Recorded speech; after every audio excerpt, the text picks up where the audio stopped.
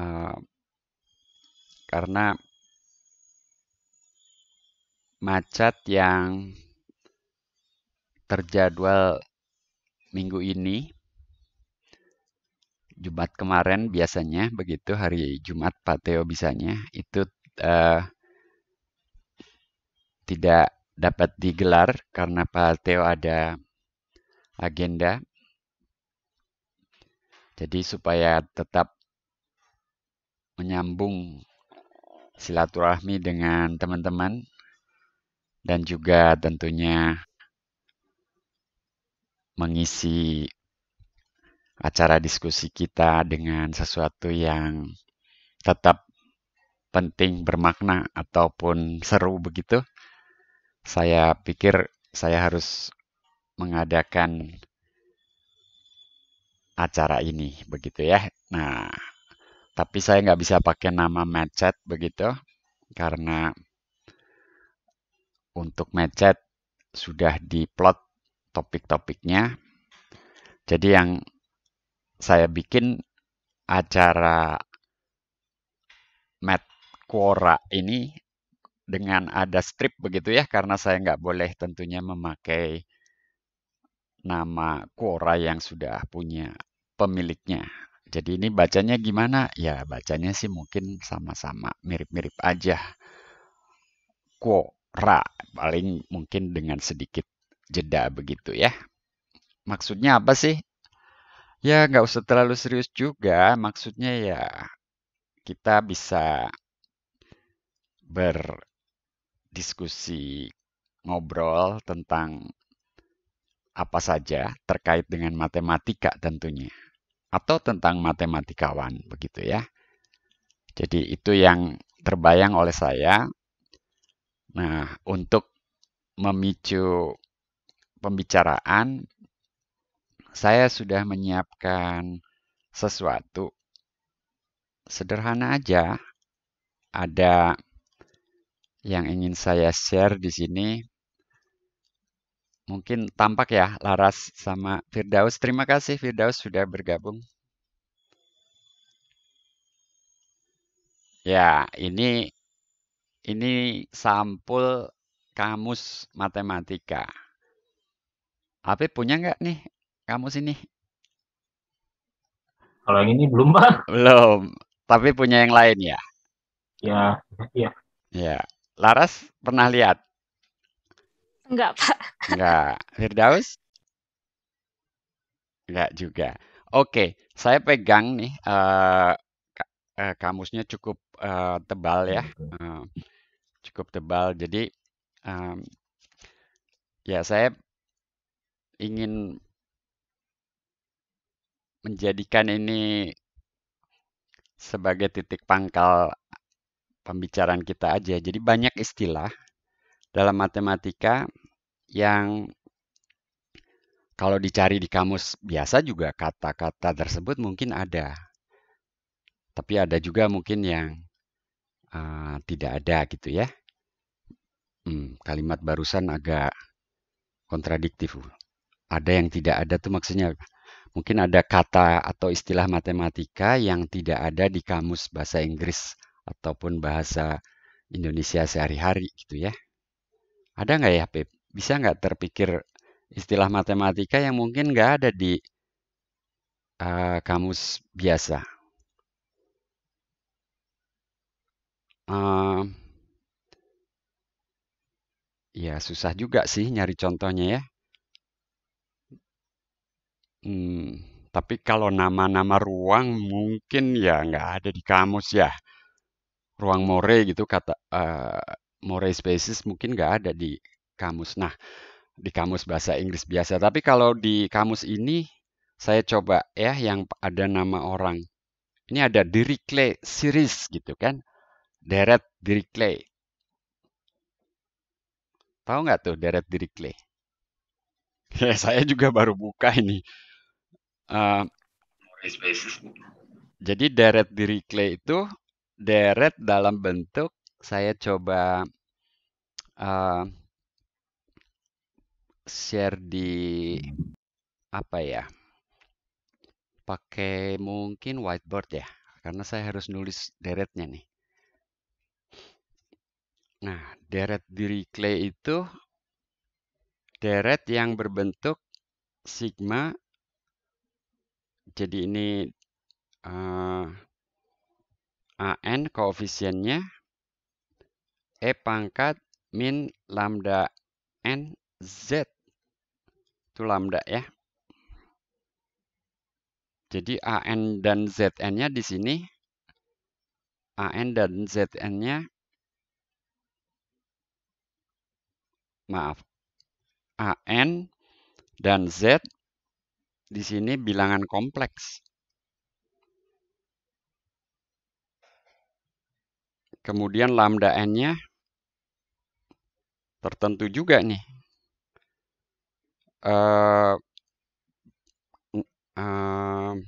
Di R. Jadi ini bilangan real. Monoton naik. Wah, saya baru tahu juga nih, Pip. Ini namanya deret Dirichlet katanya. Kita di recordnya justru yang di analitik number teori. Analitik number teori tuh, kamu malah lebih tahu. Saya kompleks ya. Nah, cuman yang ini agak beda. Agak beda ya. Perlu ingat dulu. Jadi ini deret Dirichlet. Maksud saya, ini kita tidak akan membahas ini. Tenang Laras, tenang Firdaus ya. Ini contoh apa yang ada di kamus yang saya tampilkan tadi. Oxford Concise Dictionary of Mathematics. Itu ada apa istilahnya entry ya atau lema di kamus tersebut yang tentang deret Dirichlet. Bukan tentang sih, kalau lema ya lema deret Dirichlet atau Dirichlet series ya. Jadi seperti itu. Dan ini kamusnya cukup tebal. Jadi kalau saya lihat di sini jumlah halamannya, ini ukurannya sih ukuran buku saku 500 lebih ya, 500 halaman lebih.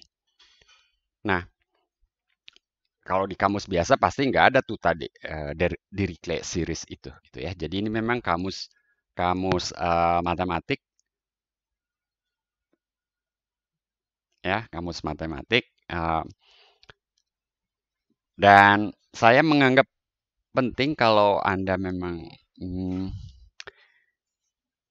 memutuskan belajar matematika dan menjadikan matematika bidang yang Anda tekuni, ya punya kamus tersebut gitu ya.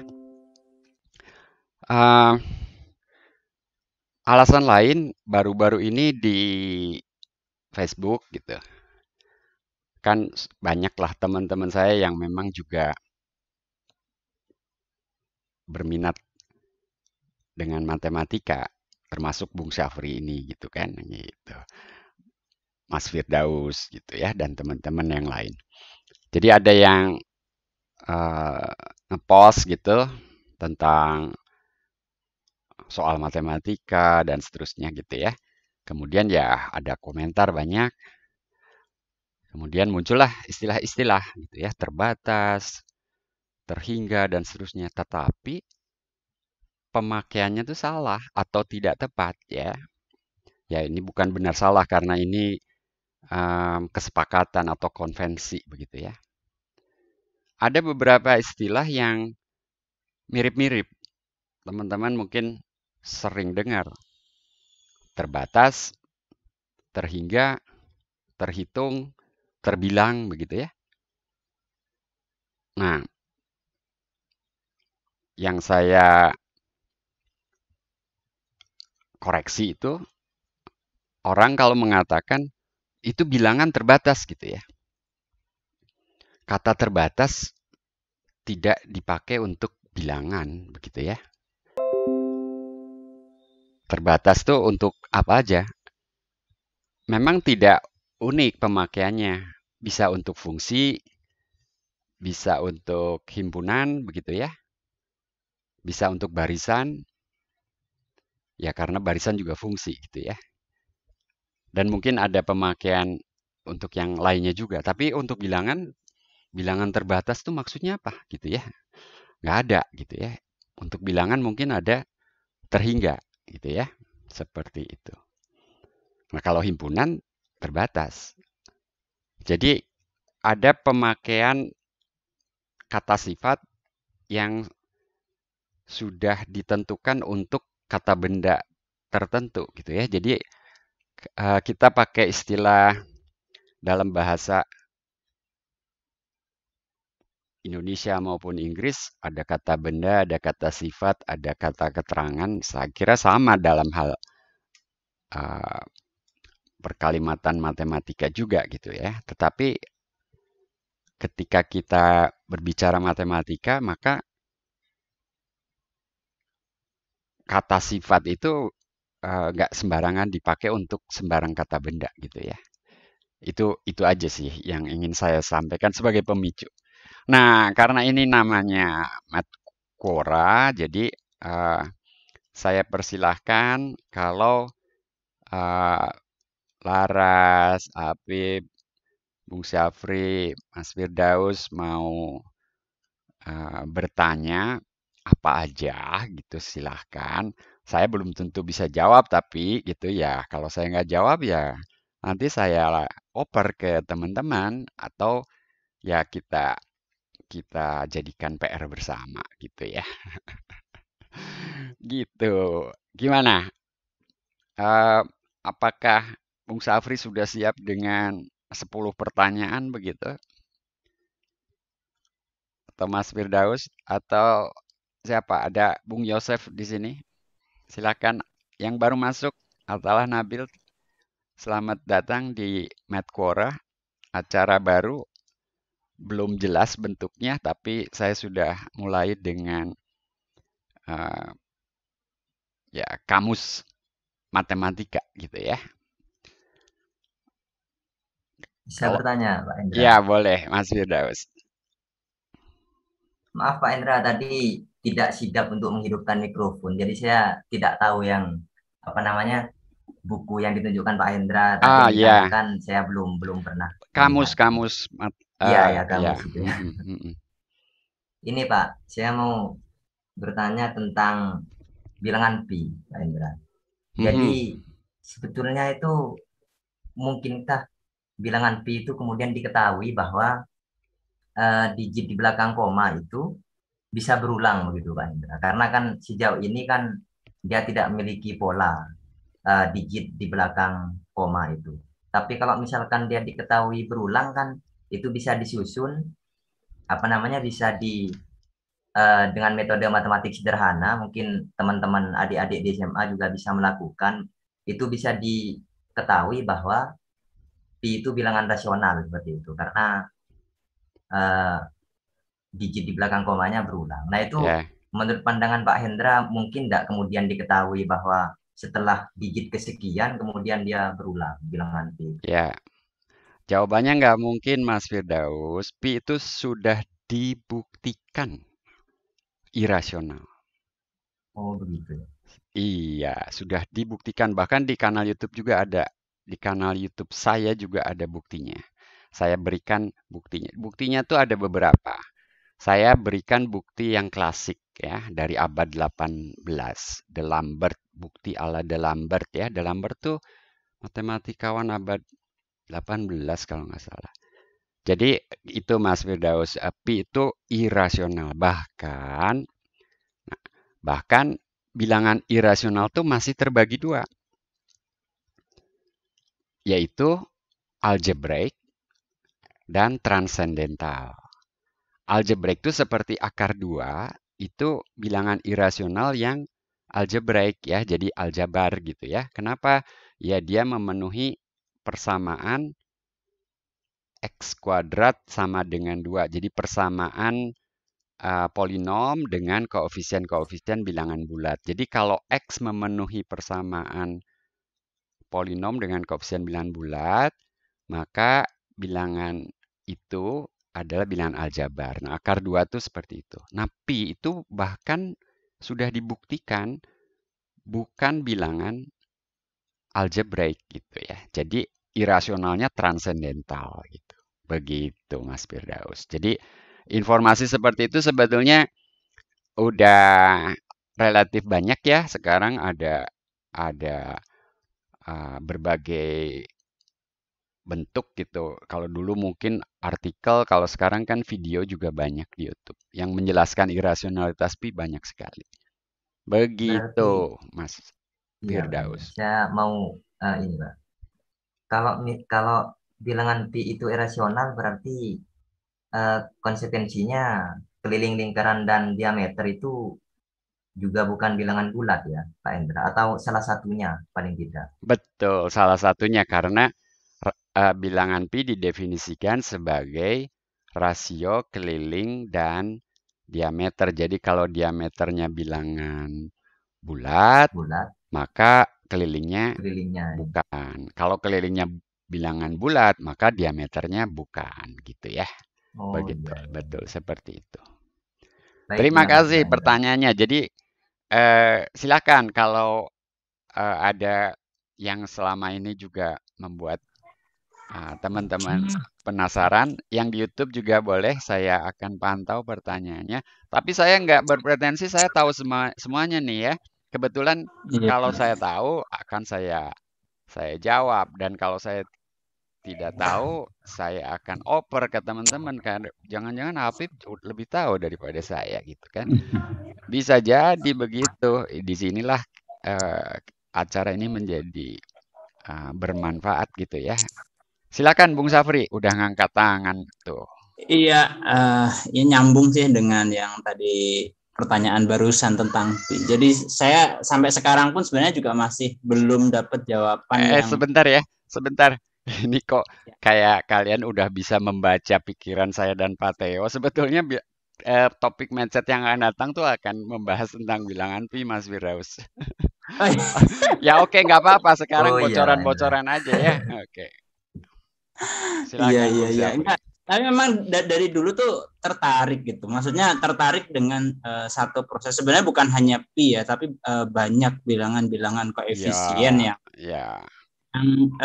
Justru begini, ya contoh sederhana pi ini kenapa? Karena memang dia dikenal dari kecil gitu. Ya. Karena kalau tentang lingkaran pasti lah akan ya. ketemu pi ya. Nah, cuma begini yang sekarang itu kan ketika disampaikan bahwa pi itu irasional begitu.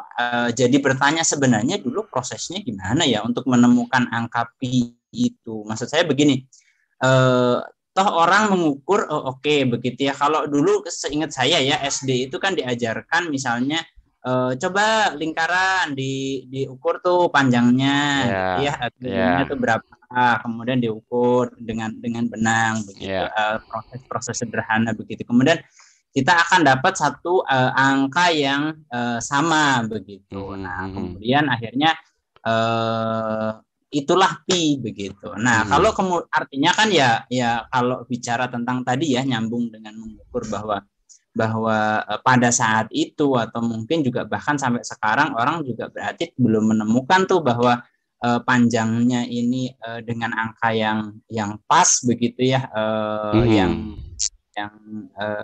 rasional. Nah, itu prosesnya seperti apa sih gitu sampai orang. Oke. Bung Safri berarti belum berselancar di kanal YouTube saya juga.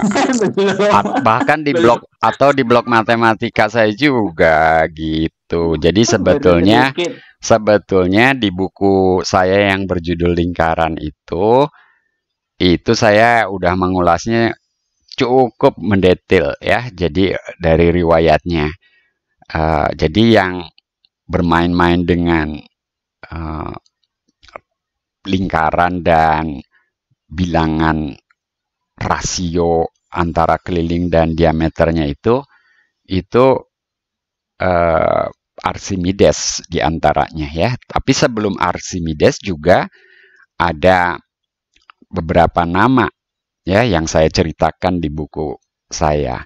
Ada Antifon ya, Antifon nulisnya anti ANTI lalu fonnya PHON ya. Kemudian ada Eudoxus, ya pernah saya sebut juga.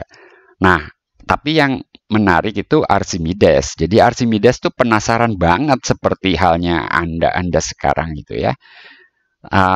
Dengan teknik yang mungkin sekarang sering diajarkan di sekolah, menaksirnya dengan memotong bangun bangun dua dimensinya, bukan kurvanya ya, bangun dua dimensi lingkaran itu menjadi potongan-potongan seperti kita memotong pizza gitu kan, mirip segitiga potongannya gitu kan. Nah, potongannya kalau kasar misalnya menjadi seperti segi 6 beraturan gitu, maka kita punya 6 potongan segitiga gitu ya. Lalu punya hampiran dari situ kan. Nah, Archimedes tuh berangkat dari segi 6, kemudian dia hampiri lebih halus lagi jadi dengan segi 12, hampiri lebih halus lagi dengan segi 24. Dia belum pakai trigonometri seperti sekarang loh. Ya. Jadi pakai rumus-rumus kesebangunan dan ada beberapa hal lain sih gitu ya. Lalu segi 24, segi 48 dan akhirnya segi 96.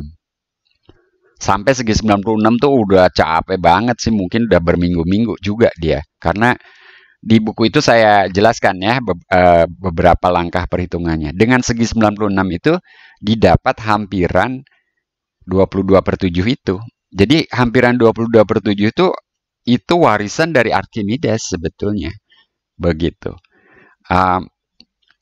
Jadi bukan baru-baru ini atau abad yang lalu gitu ya. 22/7 itu warisan dari Archimedes. Nah, orang Yunani kuno belum banyak bisa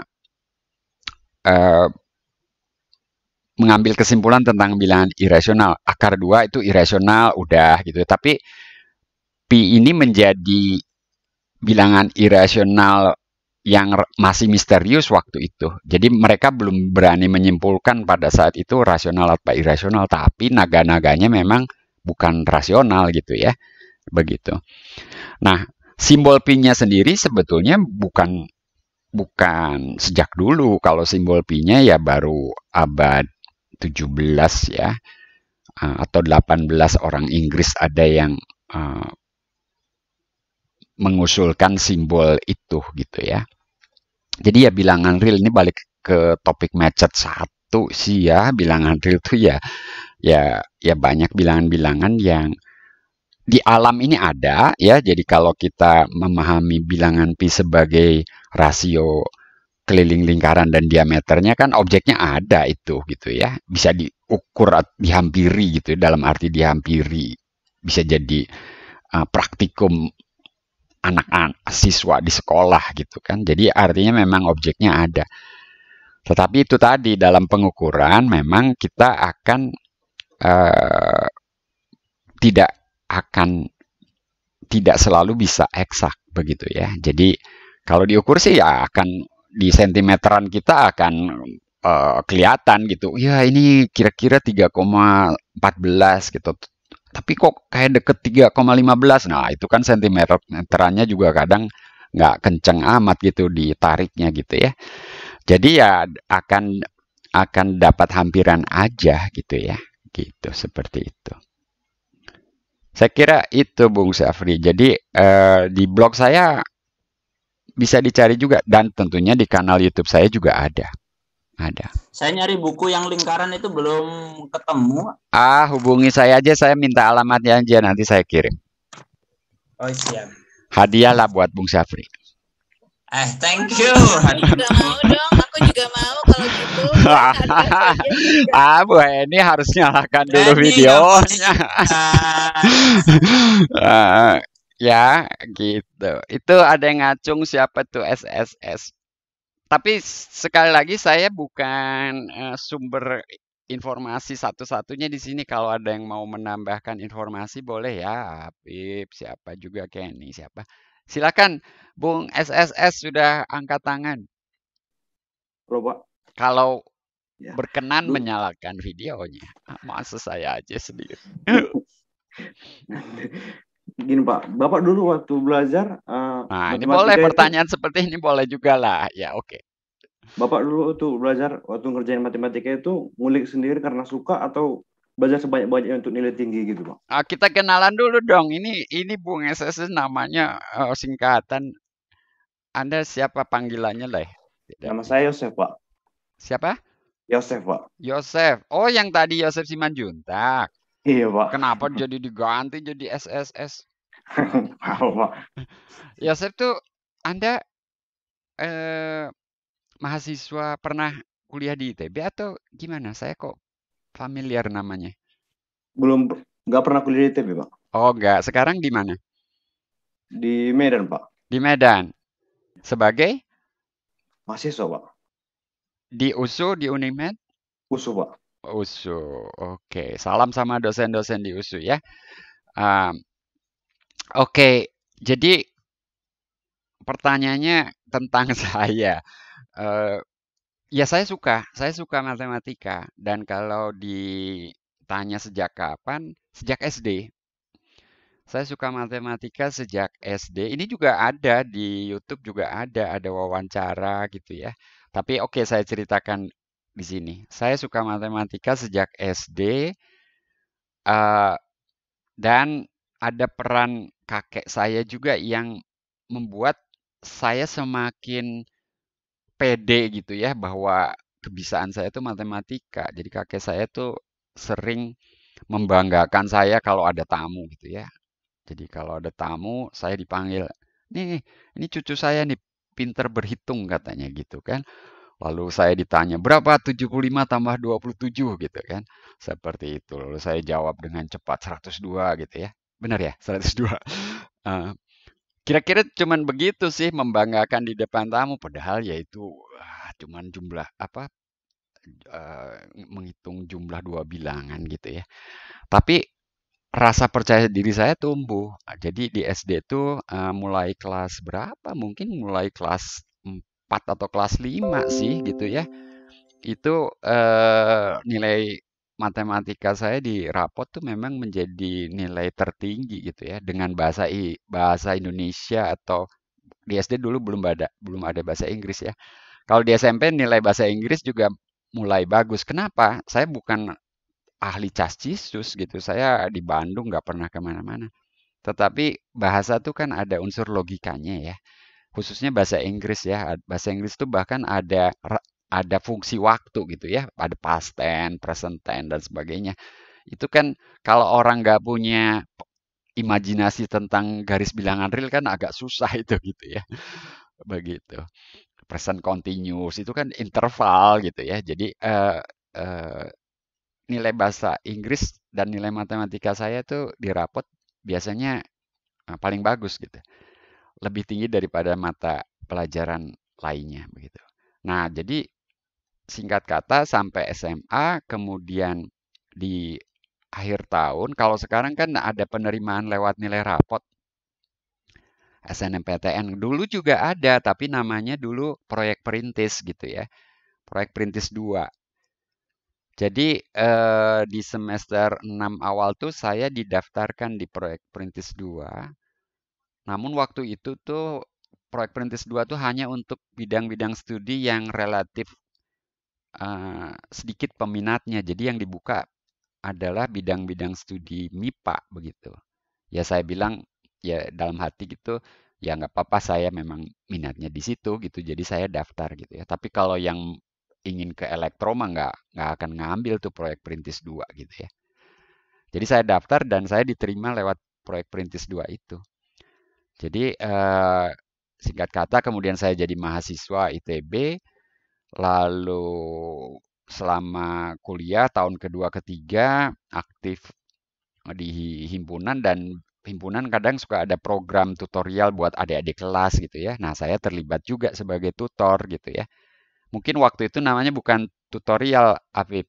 Dulu namanya responsi gitu ya.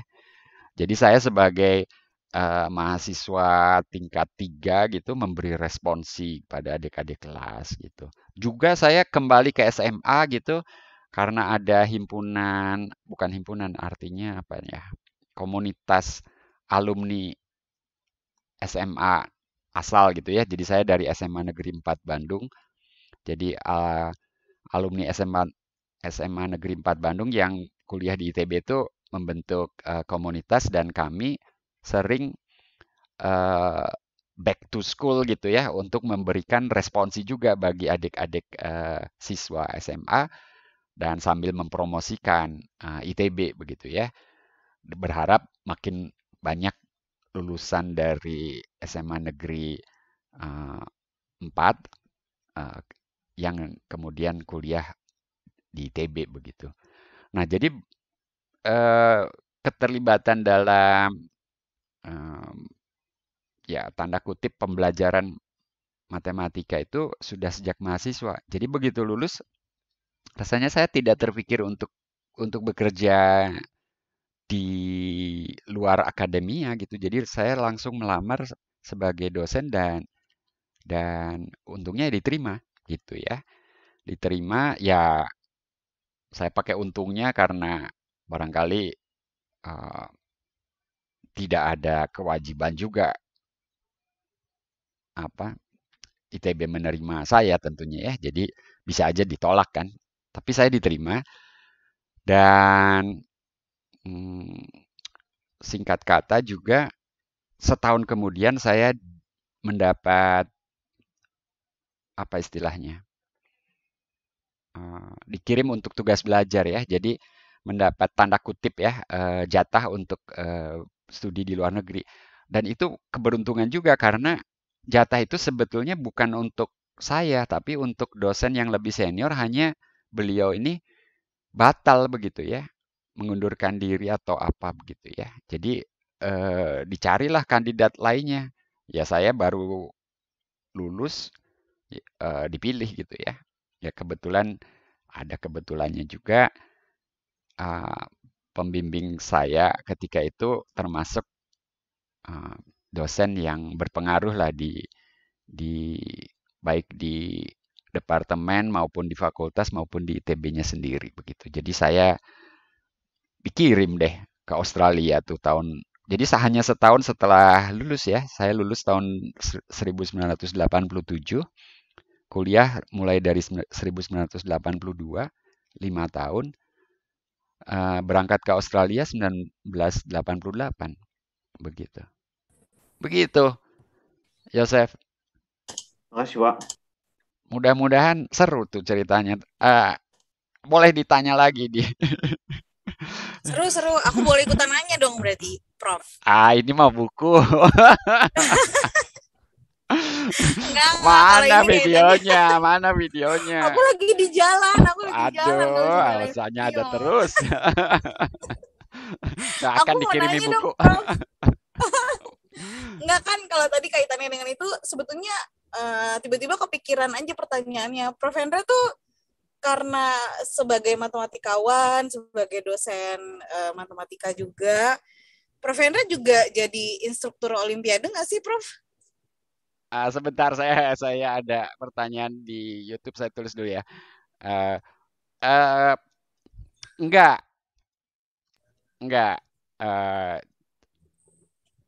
Mungkin kalau pernah terlibat di awal-awal, tapi kesibukan saya yang lain tidak memihak saya untuk berkecimpung di situ, kira-kira gitu. Tapi kalau menurut Prof. Hendra itu sebetulnya untuk jadi instruktur olimpiade, misalnya kayak gini, aku ngerjain instruktur olimpiade nih apa sih? Jadi guru, dosen, atau siapapun? Nah itu dia.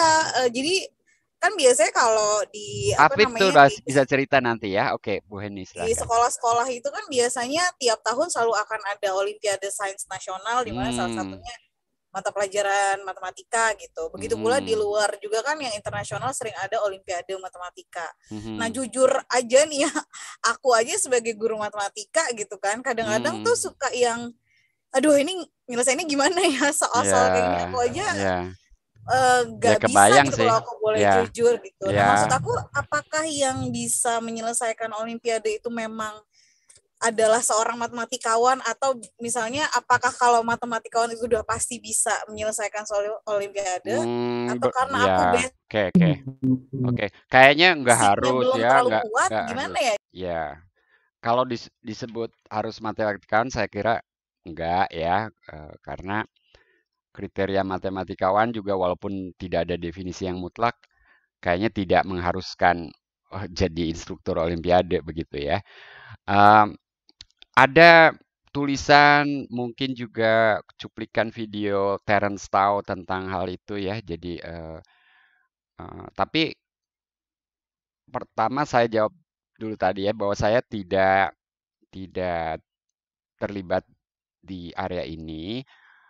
Yang dekat-dekat tuh saya sering memberi pelatihan bagi guru tentang HOTS gitu ya, tentang berpikir tingkat tinggi dalam matematika, yang higher order thinking itu. Juga tentang pemecahan masalah dalam matematika gitu ya. Lalu workshop-workshop lainnya lah ya, termasuk tentunya workshop yang memperkuat pengetahuan para guru tentang konten matematikanya gitu ya. Itu sering. Nah, kalau olimpiade saya tidak. Tapi pertanyaan kedua kemudian saya nanti minta tolong Apip mungkin ya, pengalamannya dari sisi siswa sampai dengan mahasiswa, dan mungkin juga Apip juga selain pernah jadi peserta olimpiade, mungkin sekarang juga suka membantu adik-adik kelas ataupun ya ada adik-adik dalam pengertian angkatannya di bawah Apip gitu ya. Jadi untuk bisa jadi instruktur tentu saja memang harus akrab dengan secara umum soal atau pemecahan masalah dalam matematika gitu ya, karena soal atau ya saya kira soal lah kita ya sebut ya, soal dalam olimpiade itu bukan sekadar soal hitung ini atau hitung itu, tetapi lebih cenderung ke pemecahan masalah. Tapi yang disebut soal pemecahan masalah jangan disalahartikan dengan soal cerita gitu ya. Jadi soal pemecahan masalah bisa buktikan sesuatu gitu ya. Jadi dalam matematika yang disebut masalah tuh sebetulnya satu tingkat lebih tinggi daripada soal gitu ya. Jadi kalau kita sebut soal tuh konotasinya soal rutin gitu ya.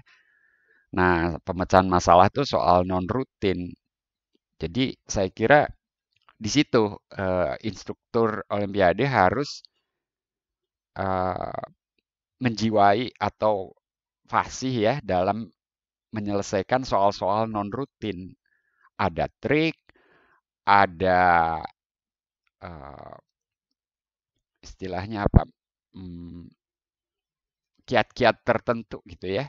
Jadi, nah di sini ada materi yang pernah saya bagikan juga gitu ya dalam workshop-workshop, tapi di kanal YouTube saya mungkin belum ya, tentang how to solve problems in mathematics gitu ya. Seperti itu. Nah, kemudian untuk olimpiade menjadi ada unsur berikutnya ya substansinya tentunya gitu ya. Jadi substansinya ini kadang-kadang lebih tinggi daripada jenjangnya gitu. Jadi olimpiade SMA itu bisa ditanya soal yang sebetulnya dipelajari di bangku kuliah gitu. Sementara olimpiade tingkat perguruan tinggi sering ditanya soal yang sebetulnya makanannya mahasiswa doktor gitu ya. Bahkan menunya si profesor gitu ya, yang mungkin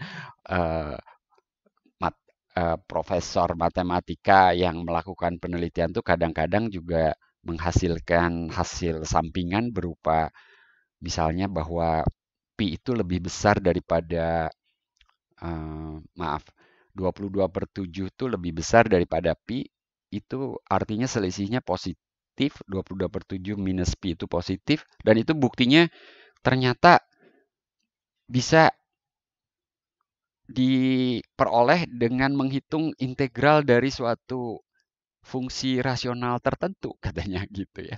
Jadi itu pernah tuh jadi soal olimpiade tahun berapa gitu ya. Begitu. Ya begitu Bu Heni, ada beberapa hal ya. Jadi yang terakhir tadi substansinya sendiri gitu ya. Nah, Apip mau share nggak Apip pengalamannya berolimpiade? Atau ada, nah Apip tuh. Halo, nah, bentar ya. Nah, oke, harusnya udah kelihatan kamera saya. Udah, wah cakep.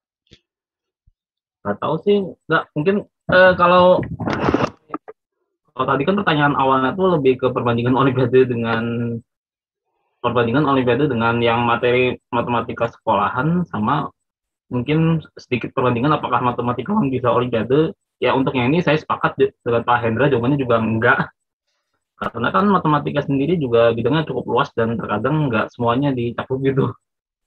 Dan juga dan apa ya, mungkin kalau mau disamakan kayak saya tuh kayak pernah dengar sebuah analogi yang pas itu, kayak maksudnya kayak perbandingan olimpiade sama riset matematika.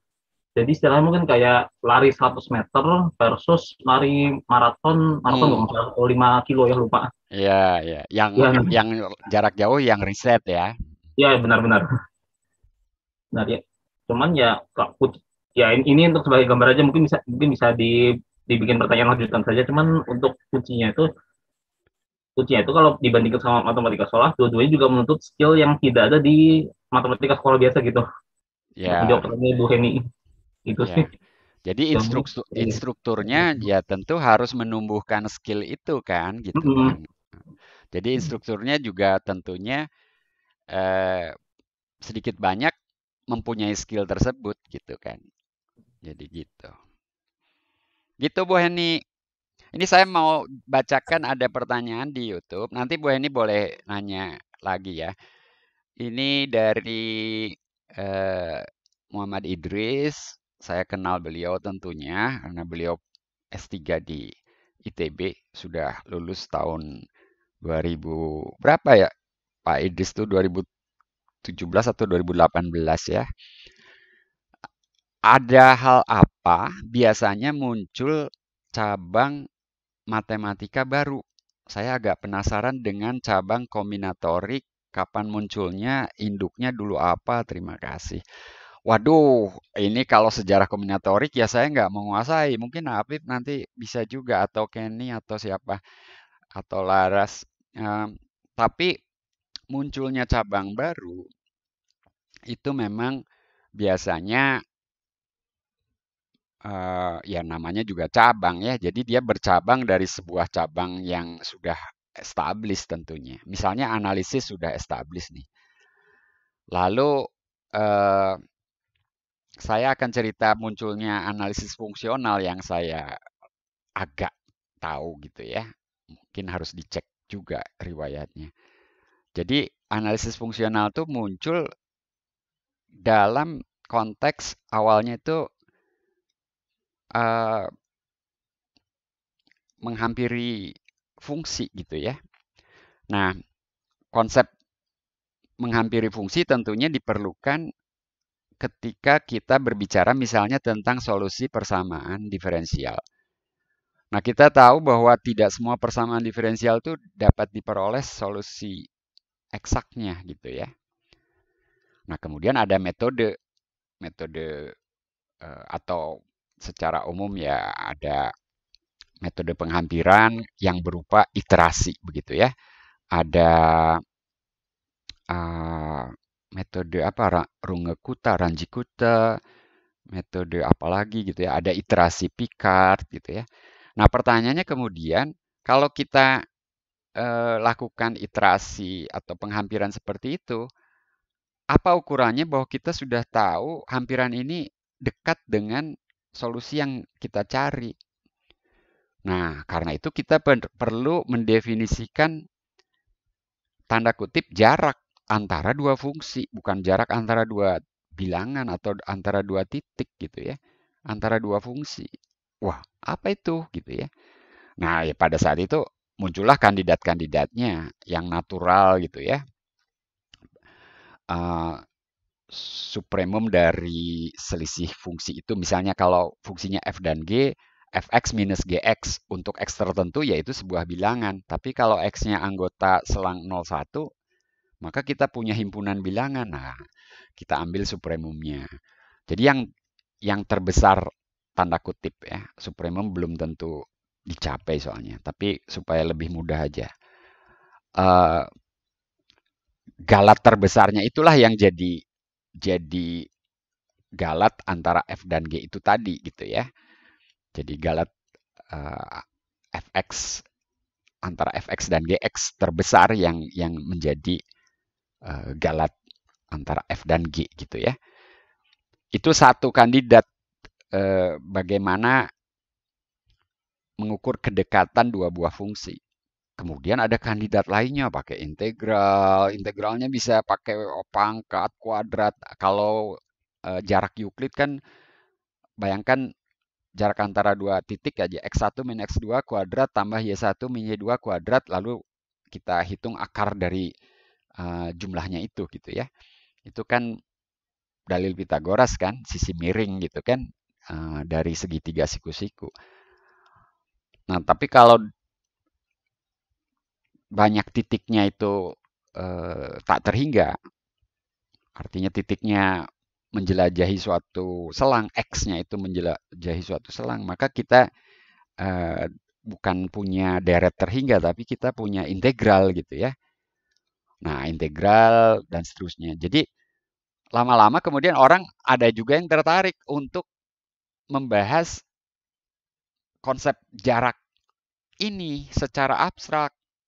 Maka muncullah konsep metrik, norma, dan seterusnya. Jadi analisis fungsional tuh relatif baru itu cabang itu. Belum 100 tahun ya, saya kira ya mungkin sekarang udah 100 tahun lah, udah ya.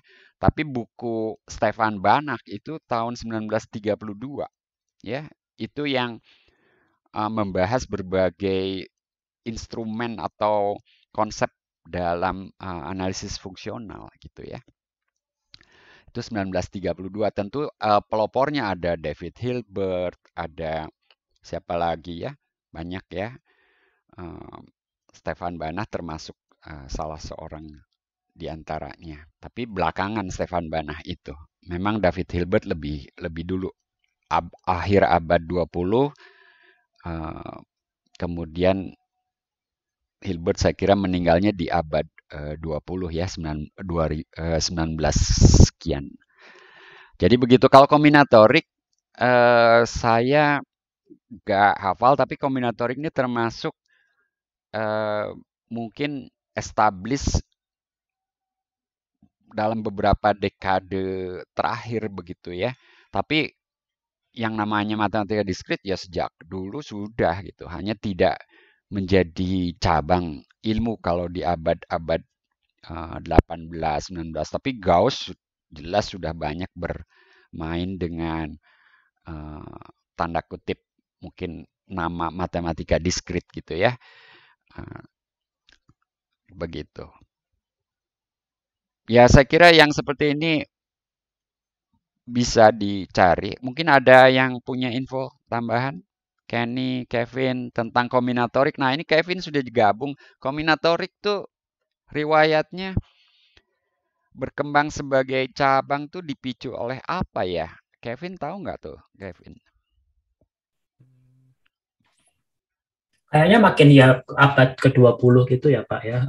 Iya. Kayak graf gitu ya. Mungkin lagi ininya ya.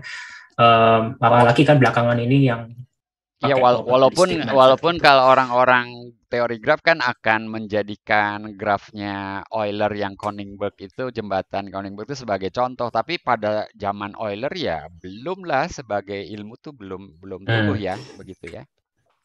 Terus yang klasik kayak ini ya, apa, enumeratif kombinatorik, bijektif kombinatorik, gitu-gitu yang si Richard Stanley itu yang dewanya gitu ya kalau di kombinatorik. Itu juga relatif ini ya, relatif baru gitu. Mungkin 100 tahun yang ya kalau serpihannya sih pasti banyak yang sudah tua, kayak counting principle tentu sejak zaman Gauss atau siapa gitu ya, yang kemudian dipakainya justru di statistika gitu ya gitu. Tapi yang kita bicarakan ini kan kombinatorik nih, sebagai cabang gitu ya. Ramsey mungkin tokohnya gitu ya. Ya. Atau ini siapa namanya yang ada Erdos ya. Erdos itu sendiri kan abad 20 jelas itu sebelum Perang Dunia II ya.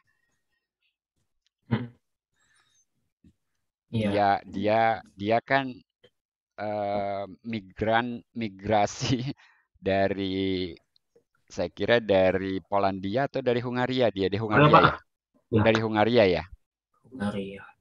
Kayaknya Hungaria deh. Iya. Ya, yang pada saat itu ditarget oleh Nazi gitu, dan banyak matematikawan atau ilmuwan dari Eropa Timur itu bermigrasi ke Amerika Serikat begitu ya. Itulah sebabnya matematika di Amerika Serikat tuh jadi maju ya, tumbuh subur karena tiba-tiba mendapat surplus ilmuwan gitu ya dari Eropa pada era Perang Dunia II itu tuh. Betul ya. Saya kira pada saat itu kombinatorik belum ya. Betul nggak, Kevin? Afif? Itu berarti yang pasca Perang Dunia ya? Dugaan saya ya. Ya, tahu ini saya kebetulan juga lagi baca-baca blog seorang kombinatorial di UCLA juga, namanya Igor Pak. Terus saya sempat ngasih di Facebook blog beliau. Nah itu kan beliau kan memang kerjanya di kombinatorik, dan di tulisan-tulisan dia memang sering membahas mengenai hal-hal mengenai apa itu kombin dan semacamnya. Cuman ini saya baca juga belum selesai sih. Jadi kayak secara kasar itu ya kombin itu memang sudah objeknya udah ada dari dulu, kayak misalkan Pascal atau Fibonacci. Betul, segitiga Pascal.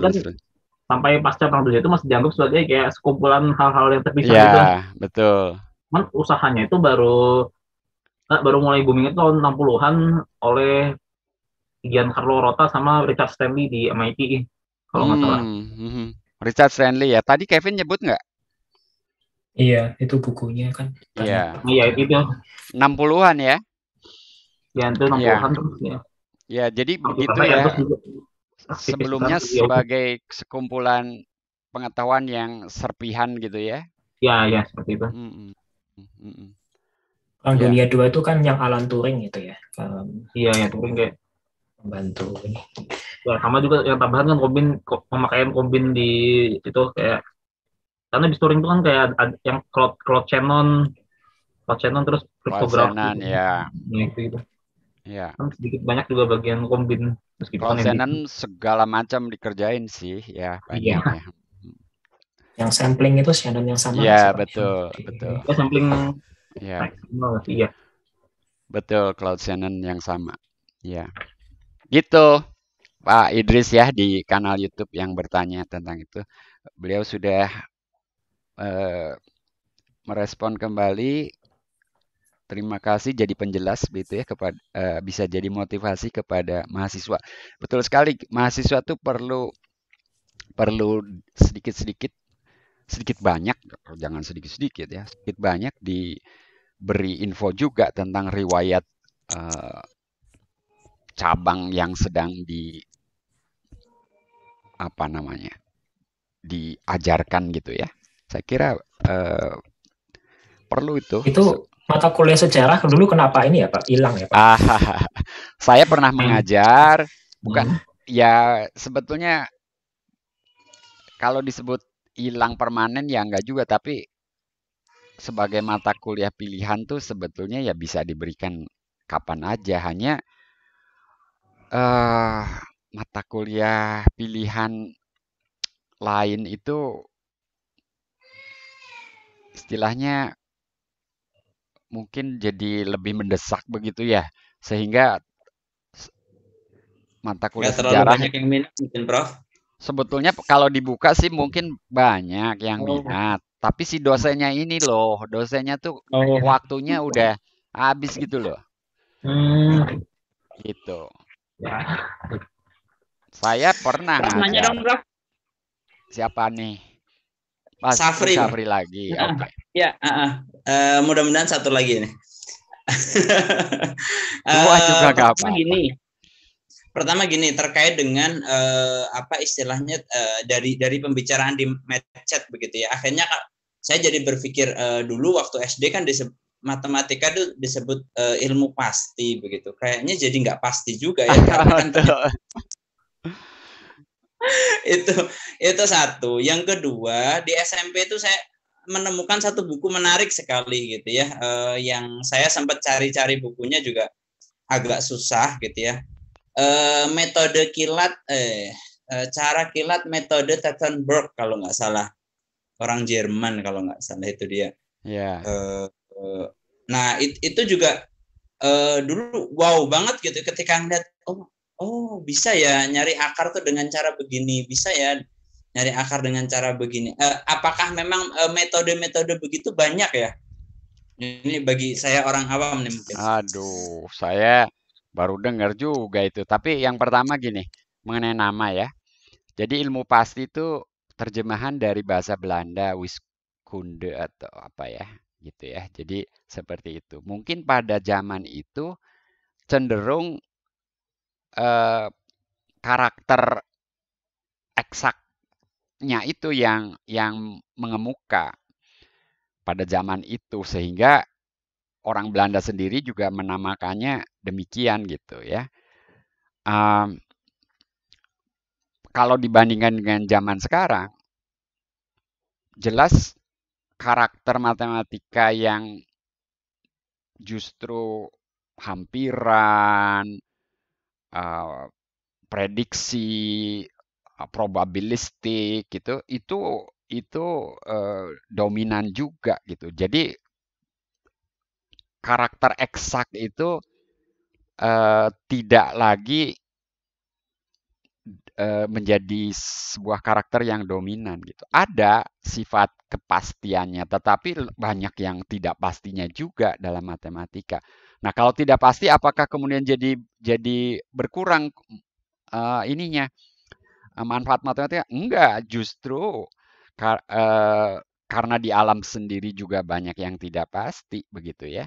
Matematika tuh memberikan bagaimana menghampiri sesuatu itu dengan gitu ya, dengan ketelitian tertentu gitu ya. Jadi di sini ketelitiannya yang kemudian menjadi penting gitu ya. Dan kemudian ada metode numerik, ada statistika, ada macam-macam di matematika itu yang sebetulnya kalkulus sendiri gitu ya. Kalkulus nih itu temanya tuh sebetulnya penghampiran itu. Nanti ada deret Taylor. Kalau dihitung sampai tak terhingga tanda kutip gitu ya, kapan kita nyampe tak terhingga? Kalau kita hitung semua suku-sukunya kita jumlahkan, ya kita akan dapat jawaban yang eksak gitu kan. Tapi kita kan hidup di bumi ini terbatas waktunya gitu ya. Jadi kita tidak akan sampai tak terhingga. Nah, jadinya kita hampiri kan dengan jumlah parsial gitu ya. Jadi di kalkulus sendiri tuh temanya adalah hampiran. Ya, ini kebetulan kan baru semester 1 ya, saya sedang ngajar juga mata kuliah kalkulus itu. Nanti semester 2 ada deret Taylor, ada polinom Taylor hampiran gitu ya. Metode numeriknya juga akan diperkenalkan. Nah, yang kedua sebetulnya ada istilah, Bung Safri mungkin dan teman-teman, era saya SD itu nama mata pelajarannya berhitung. Gitu. Jadi apakah matematika itu berhitung gitu. Nah, berhitung ini kalau boleh saya padankan dengan aritmetika gitu ya. Jadi aritmetika itu kan subset aja dari matematika gitu, subset gitu. Saya kira itu tentang nama. Yang kedua tadi tentang apa, Bung Safri? Saya jadi keasikan, jadi lupa deh. Itu dulu tuh SMP saya menemukan Oh, satu yang buku itu, oke. metode Block. Ya, saya baru dengar dari Anda. Yang seperti itu kan dalam wajah dan nama yang lain banyak ya, ada metode Kumon, metode Sakamoto dan seterusnya. Hal-hal seperti itu ampuh untuk hal tertentu aja. Matematika beyond that gitu kan. Matematika tidak terjawab dengan satu instrumen seperti itu. Kalau dikaitkan dengan Olimpiade tadi, dengan bekal itu kayaknya bisa apa namanya, terkapar gitu, diberi soal-soal Olimpiade gitu ya, gitu. Jadi tapi ini bukan berarti soal Olimpiade juga yang ter apa gitu ya. Saya sering juga nyeletuk gitu. Ya tadi Pak Mas Afif sudah memberikan bedanya soal Olimpiade dengan soal atau masalah riset gitu ya. Jadi soal Olimpiade itu udah pasti ada jawabnya gitu kan. Jadi ya mestinya bisa diselesaikan dalam hitungan jam gitu kan. Satu soal kalau di level ICM atau IMC, saya suka ketuker tuh Afif. IMC Pak. IMC ya. Itu hari pertama tuh dikasih berapa soal? 3 atau 4? 5. Sekarang 5 kali. Ya dia yang kalau offline 5 kali 5. 5 tuh berapa jam? 5. Diberi waktu berapa jam? 5 jam Pak, 5 jam. Tuh, jadi satu soal 1 jam gitu Bung Safri. Jadi kebayang ya, satu soal itu 1 jam. Ya, kebayang. Nah, itu bukan soal mudah tuh pasti. Tapi ya 1 jam gitu. Nah kalau riset kan nggak mungkin ada riset 1 jam gitu kan, terjawab gitu kan. Riset itu open ended. Kita nggak tahu itu terpecahkan apa enggak, belum tentu juga ada jawabannya. Mungkin prediksinya jawabannya X, hasilnya juga ternyata yang lain gitu ya, bisa juga seperti itu. Nah, jadi matematika sangat luas, spektrumnya dari A sampai Z. Jadi untuk nama ya, nama matematika itu sendiri kayaknya sudah yang paling pas. Pertanyaannya kan dulu kita pernah bahas nih di Mechat. Apa itu matematika gitu. Matematika adalah objek yang dipelajari matematikawan. Terus matematikawan itu apa? Ya orang yang mempelajari matematika. Oke, jadi jangan mendefinisikan matematika lah gitu. Walaupun di internet banyak tanda kutip ya definisi matematika, tapi saya mungkin tidak akan menyebutnya itu definisi, tapi orang berusaha menjelaskan matematika itu apa. Tapi memang yang Tettenberg tadi itu bukan yang ini ya, dia lebih ke aritmatik sih, menghitung akar. Nah, makanya biasanya juga yang seperti itu aja. Ya. Tapi bagi saya yang pada waktu itu SMP tuh wow gitu, karena untuk mencari akar 2, nyari akar 3 itu kan harus kalkulator pada waktu itu, sehingga dapat keren banget gitu. Ya. Oke, ini ada 3 yang angkat tangan. 4 sekarang Vale, tapi yang terakhir ya.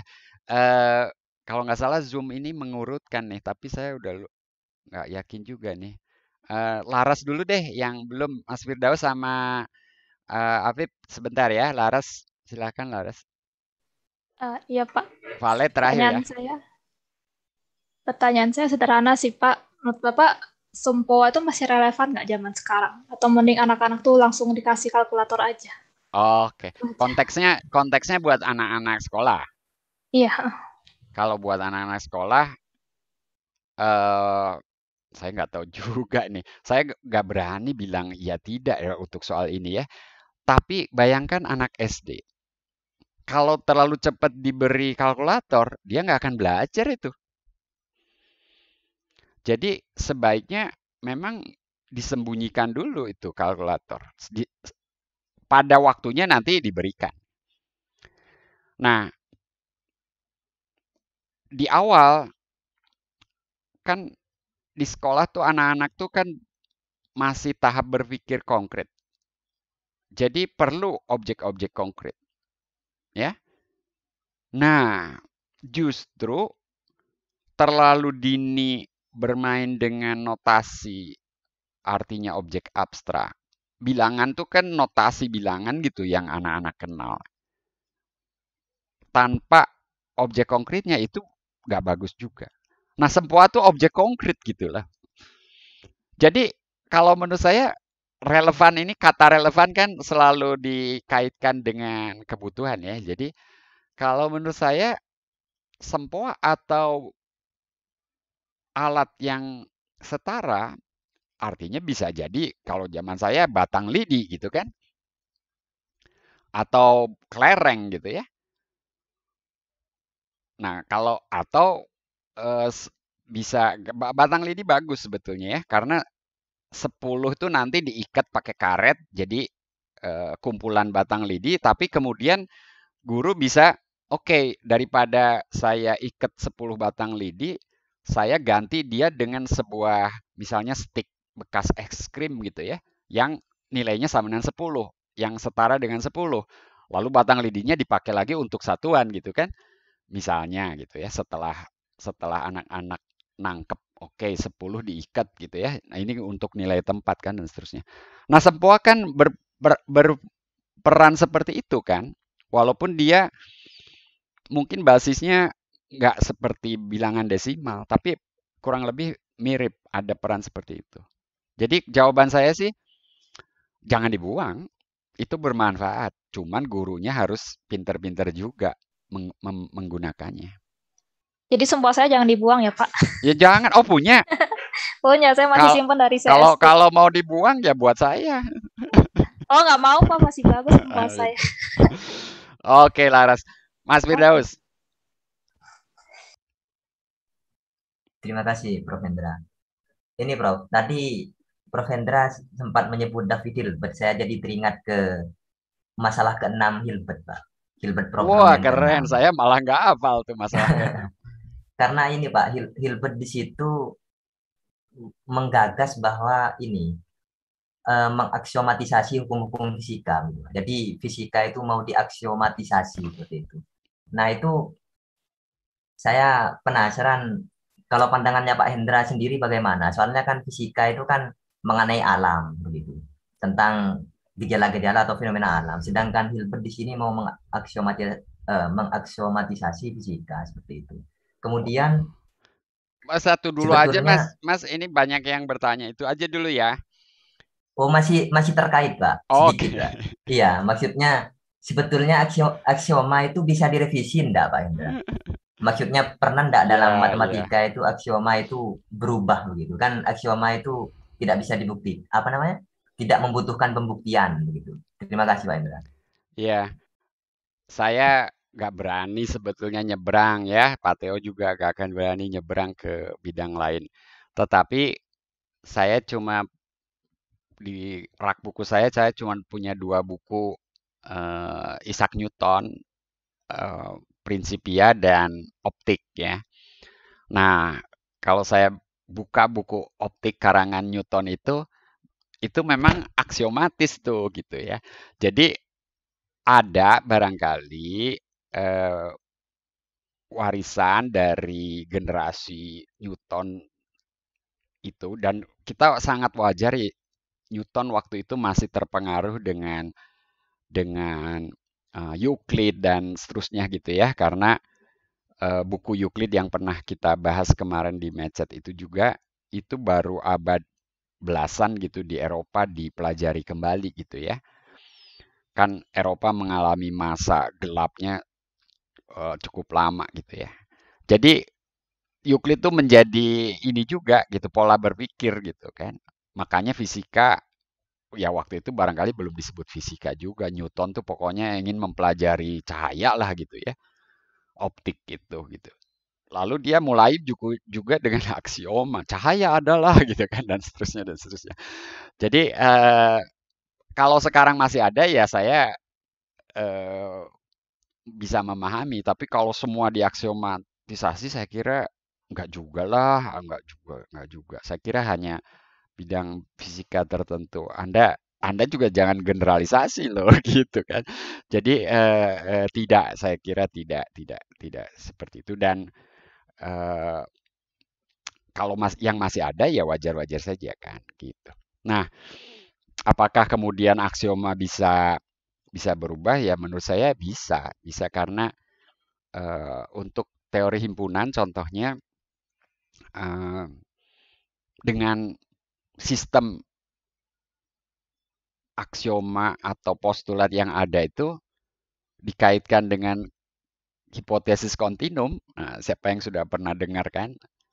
Itu Kevin pasti tahu kan? Hipotesis kontinum ini kan tidak bertentangan dengan apa ZFL teori, tapi negasinya juga tidak bertentangan. Jadi mungkin aksiomanya belum lengkap atau perlu modifikasi ini gitu ya.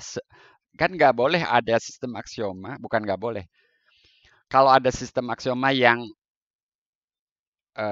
katakanlah belum sempurna, maka muncullah seperti tadi. Pernyataannya betul, negasinya juga bukan betul sih. Pernyataannya tidak bertentangan dengan aksioma itu, negasinya juga tidak bertentangan. Jadi yang mana nih yang benar gitu ya? Jadi tidak bisa menjawab gitu. Tapi saya tidak jangan tanya saya lebih jauh tentang hipotesis kontinum yang sudah 100 tahun ya, mungkin lebih belum terpecahkan. Jadi saya hanya membaca berita-beritanya saja juga gitu ya. Begitu Mas Widaw, sementara muter dulu ya. Kalau ada yang mau nambah info silakan, saya bukan sumber satu-satunya. Afif. Pertama mau nambahin yang soal aksioma tadi deh. Ya, silakan tuh. Tadi nggak tahu nih. Kan tadi kan di pertanyaan keduanya tadi apakah aksioma bisa disalahkan? Jawabannya ya dalam sejarah udah ada contohnya yang aksiomanya si Euclid yang tentang garis paralel. Nah, itu kan kayak sebenarnya kan kayak 1, 2 kayak kan waktu itu kan aksioma geometri bangun datar itu kan udah 5 saya lupa kamera deh. Oke, kan tadi kan di aksioma Euclid itu kan ada 1, 2, 3, 4, 5. 1, 3, 4-nya kayak udah konsisten gitu istilahnya. Nah, yang kelimanya ini kayak sangat susah gitu. Nah, terus kayak pas tahun 1800-an kayak kepikiran itu bisa nggak sih kita membuat sebuah aksioma yang 5-nya disalahin gitu. Ya, ternyata bisa. Dan namanya tuh yang geometri Riemannian sama yang Lobachevskian kalau nggak salah. Yang pokoknya yang parabolik hiperbolik gitu lah.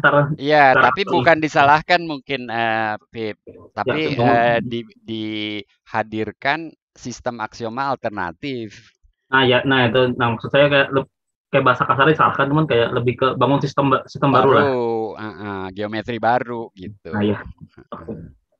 Jadi geometri Euclid itu terbatas di geometri bidang gitu. Jadi mungkin kayak secara kasarnya itu apakah bisa disalahkan? Ya sebenarnya boleh aja buat sistem aksioma baru yang boleh banget.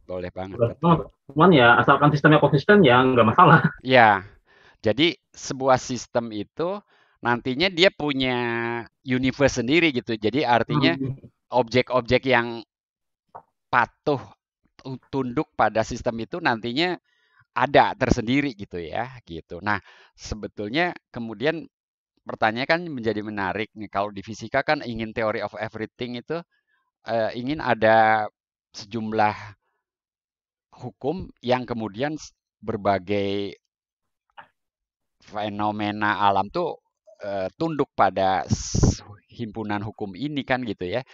Kira-kira gitu ya. Saya mungkin salah.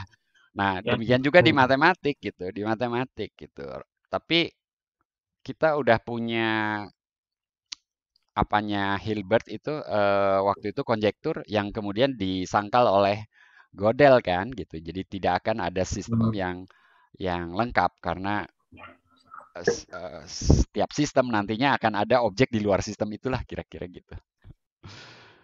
Gitu ya, Bib ya. Ya, ya semacam itulah. Saya sepakat.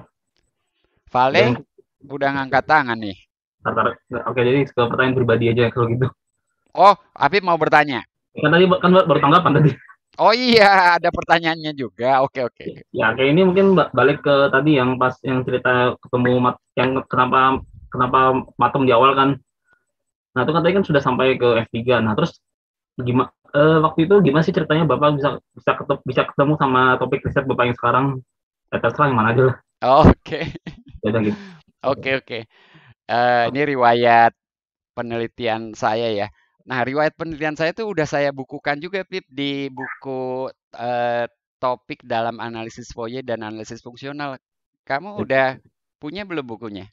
Bentar, waktu itu kayaknya sempat pernah ada yang pas saya download ininya. Saya pernah di-share di Facebook apa gitu. Iya, gini deh. Tadi saya janji ngirim buku lingkaran buat Safri. Yang sekarang buat kamu deh buku topik dalam analisis Fourier dan tapi saya akan ceritakan secara lisan bagaimana saya bertemu atau berjodoh atau apalah pokoknya memutuskan menekuni bidang riset yang saya tekuni sampai sekarang. Pertama adalah terusan dari topik disertasi saya ya. Jadi saya ngambil S3, mungkin sedikit mundur ceritanya ke kenapa saya milih topik S3-nya itu gitu ya. Tentu saja di awal saya nggak punya bayangan bahwa topiknya akan itu gitu ya. Tapi yang saya bawa dari S1 adalah bahwa saya suka bidang analisis gitu kan. Nah, ketika saya ke Australia, ternyata analisis itu demikian luas gitu ya. Jadi saya baru tahu luasnya analisis itu ya di ketika saya ngambil S3 itu. Lalu saya melamar ke Profesor A, bukan melamar lah, tapi approach. Jadi saya tuh ngelamar diterima di UNSW, University of New South Wales, itu tempat kuliahnya Kevin sekarang. Itu dengan proposal yang kemudian ternyata hanya istilahnya apa persyaratan administratif aja punya proposal gitu. Tapi ketika sudah diterima, ketemu calon pembimbing yang tadinya udah disebutkan juga, ternyata beliau juga pindah gitu ke universitas lain. Lalu saya kemudian jadi kayak terlantar dan harus approach calon pembimbing lain gitu ya. Nah, mulai dari situ saya approach Profesor A, saya approach Profesor B, Profesor C, dan seterusnya. Profesor A kayak nanya-nanya gitu, kamu dari mana? Dari Indonesia. Oh, perguruan tingginya apa? Dengan bangga saya sebut ITB. Oh, ITB ya? Kalau di Australia, perguruan tinggi yang diawali dengan institut itu kelas 2 itu gitu. Atau ya bukan awal, kalau sana kan bla bla bla institute gitu kan. Itu kelas 2 itu gitu kan. Gitu. Nah, jadi Institut Teknologi Bandung. Oh, gitu kan. Saya baru tahu belakangan gitu kan. Padahal sialan gitu. ITB is one of the best. Bahkan mungkin saya berani bilang the best in science, in math and science gitu kan di Indonesia. Tapi oke lah. Yang berikutnya ada yang kemudian ngasih saya buku, bahan bacaan gitu kan. Terus minta saya datang kembali ini pokoknya ngecek terus gitu kan kayak ragu kayak masih ragu tapi udah lumayan dia buka pintu gitu kan. Nah yang ketiga yang kemudian jadi pembimbing saya itu langsung oke, I have problems for you gitu kan. Lalu ya singkat kata oke, problemnya menurut saya bisa artinya saya paham lah objeknya apa, bukunya jelas, lalu dia kasih paper juga. Nanti kamu baca paper ini mulai dari situ. Nah, hanya saya mau ke luar negeri dulu beberapa minggu. Jadi nanti saya titip kamu ke Profesor X untuk membantu kamu memahami paper itu gitu ya. Nanti saya kembali, kita ngobrol lagi. Enak gitu kan. Jadi terjadilah itu dan kemudian saya mengambil topik itu, topiknya harmonic analysis atau Fourier analysis ya. Saya belajar tentang maximal function atau maximal operators lah, singular integrals dan seterusnya, yang ternyata merupakan cabang atau ya cabang yang bernama analisis Fourier atau analisis harmonik modern. Pakai kata modern. Karena analisis Fourier klasik itu mempelajari deret Fourier, kekonvergenan deret Fourier, integral Fourier dan seterusnya. Itu analisis Fourier klasik. Nah, analisis Fourier modern beranjak ke operator lainnya gitu ya, bukan hanya integral Fourier tapi integral singular, lalu operator maksimal dan seterusnya. Tapi ini semua masih ada kaitannya dengan transformasi Fourier dan seterusnya gitu ya. Hilbert transform dan lain-lain gitu ya. Jadi itu satu cabang yang sudah tumbuh besar juga tuh. Itu jawaban juga untuk Pak Idris gitu ya. Sebuah cabang baru sudah lahir itu sejak abad mungkin 19 gitu ya. Diawali dengan Fourier, karyanya Fourier itu ya, begitu. Jadi saya pulangnya masih melanjutkan itu, Habib. Sampai tahun 90-an akhir, saya kemudian berkenalan dengan masalah lain. Nah, masalah lain ini dipicu oleh rekan dari Universitas Riau yang pernah ikut acara Macet itu, yang Pak Wono tamunya, Prof. Mas Hadi ya. Beliau sedang studi di Malaysia dan sedang menggarap sebuah problem dan merujuk ke paper-paper yang saya tidak kenal gitu ya, karena ini analisis fungsional tentang ruang bernorma N gitu ya. Kalau ruang bernorma yang biasa tuh ruang bernorma 1 lah kira-kira gitu ya. Objeknya vektor. Kalau ini objeknya berdimensi N gitu ya. Jadi ada konsep norma N. Lalu dia menulis paper dan saya baca, kok kayaknya gitu ya, nggak sesuai dengan intuisi yang ada pada saya gitu ya. Kalau kita baca sesuatu kan intuisi kita terpicu tuh gitu ya. Kok kayaknya ini counter intuitif gitu ya. Lalu saya ngotret-ngotret, saya kayaknya punya konsep sedikit berbeda gitu ya tentang kekonvergenan barisan di ruang bernorma N itu gitu kan.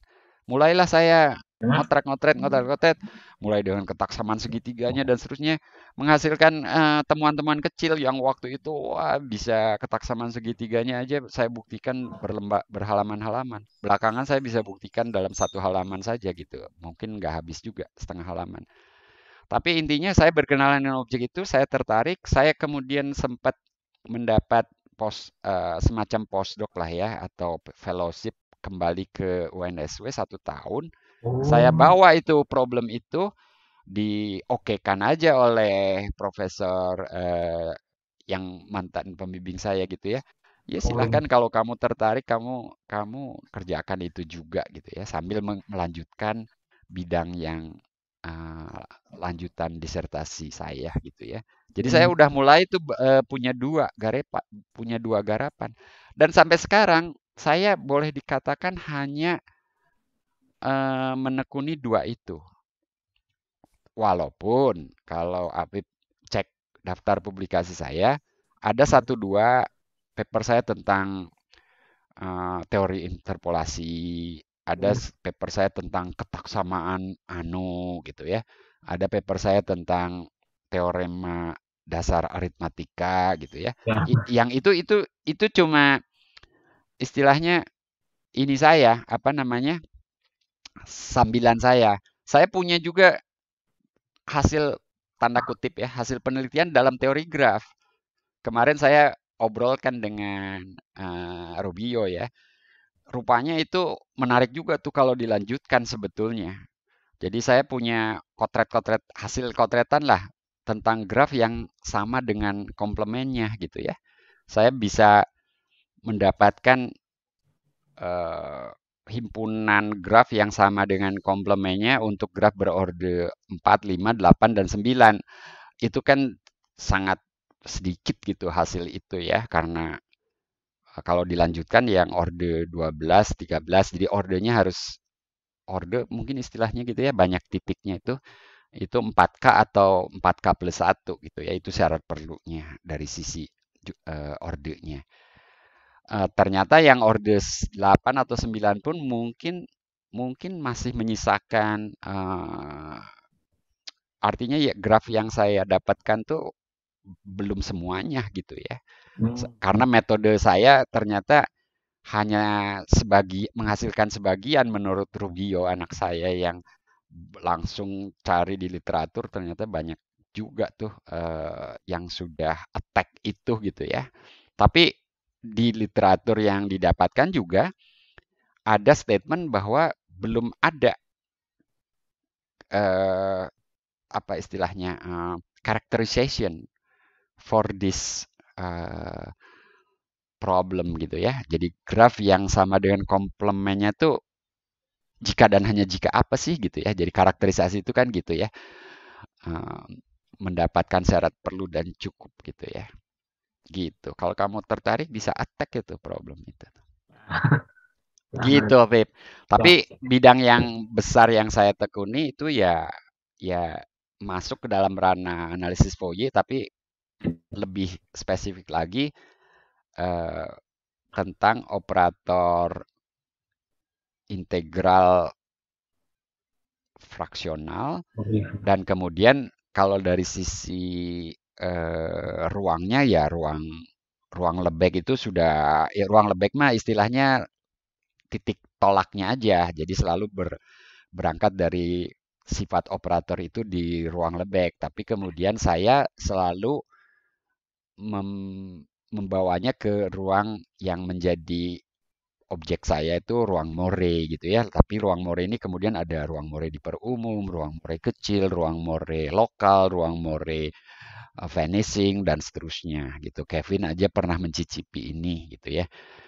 Kemudian kalau di analisis fungsional ya ruang bernorma N yang kemudian aplikasinya ada sudut antara dua subruang, ada macam-macam di situ. Begitu. Jadi berevolusi ya. Sekarang saya operatornya udah agak lama saya tinggalkan juga. Saya banyak bermain tentang sifat geometri ruang Moret-nya gitu ya. Oh, oke. Iya, yang lebih menjadi aspek analisis fungsional gitu. Tapi bukan analisis fungsional yang satu lagi yang saya tekuni gitu ya. Begitu. Kalau norm N-nya masih ada, Pak, mahasiswa yang ikut Bapak? Masih ada. Yang terakhir ya ortogonalitas di situ, kemudian inner product yang dibangkitkan di terkait ruang bernorma N kan ada ruang hasil kali dalam N gitu ya. Kalau sekarang saya punya hasil kali dalam N, saya bisa dapat hasil kali dalam, dan sebaliknya kalau saya punya hasil kali dalam, saya bisa bangun hasil kali dalam N. Terus hubungannya apa gitu ya antara hasil kali dalam yang baru dengan hasil kali dalam yang dibangkitkan dari hasil kali dalam N. Nah, saya dengar-dengar Afif Humam, ini namanya mirip ya, tapi dia nama depan Afif Humam. Iya. Pak Afif Humam itu mempelajari ini dari sudut pandang aljabar, karena Bu Puji pernah jadi penguji juga, mahasiswa doktor saya, dan Bu Puji kemudian tertarik juga. Menurut Bu Puji di aljabar banyak sekali toolsnya untuk membuat karakterisasi gitu, kalau aljabar gitu juga kan gitu ya, tentang objek-objek di ruang bernorma N ini gitu ya, begitu. Gitu. Vale atau Afif gimana? Udah puas belum? Ya, sip. Cukup ya. Nanti kita sambung lagi. Vale tadi udah angkat tangan, udah diturun lagi nih. Ya dong Pak, mau nanya Pak, nggak pakai angkat tangan. Tanya Vale dulu. Vale masih nggak? Masih. Saya penasaran aja sih Pak tentang kultur matematika di Indonesia. Saya pernah coba trace back tapi kok kayaknya susah banget cari catatan di era mungkin sebelum eranya Pak Arifin gitu. Bahkan Pak Arifin aja saya sulit sekali nyari catatan beliau research-nya di mana saja. Itu ada nggak sih catatan tentang itu? Oh, oke, ya ampun. Saya pernah merekam paling tidak ya judul-judul disertasi Prof. Arifin, Pak Mudomo, Pak Bana, Pak Nababan gitu. Saya pernah data lengkap dengan tahun lulusnya kapan ya. Jadi banyak yang sudah meninggalkan kita kan, Pak Arifin, Pak Mudomo, Pak Nababan, Pak Sunardi. Mungkin kamu udah nggak kenal lagi gitu ya nama-nama ini. Eh itu pernah. Jadi dari tahun khususnya Pak Mudomo 50-an, kemudian Pak Sunardi mungkin 50-an akhir atau 60-an awal, Pak Arifin 60-an, Pak Bana udah 70-an, Pak Nababan juga 70-an gitu ya. Sampai Pak Sembiring mungkin masih kenal itu juga 70-an. Seperti itu, saya punya itu, nanti saya cari deh.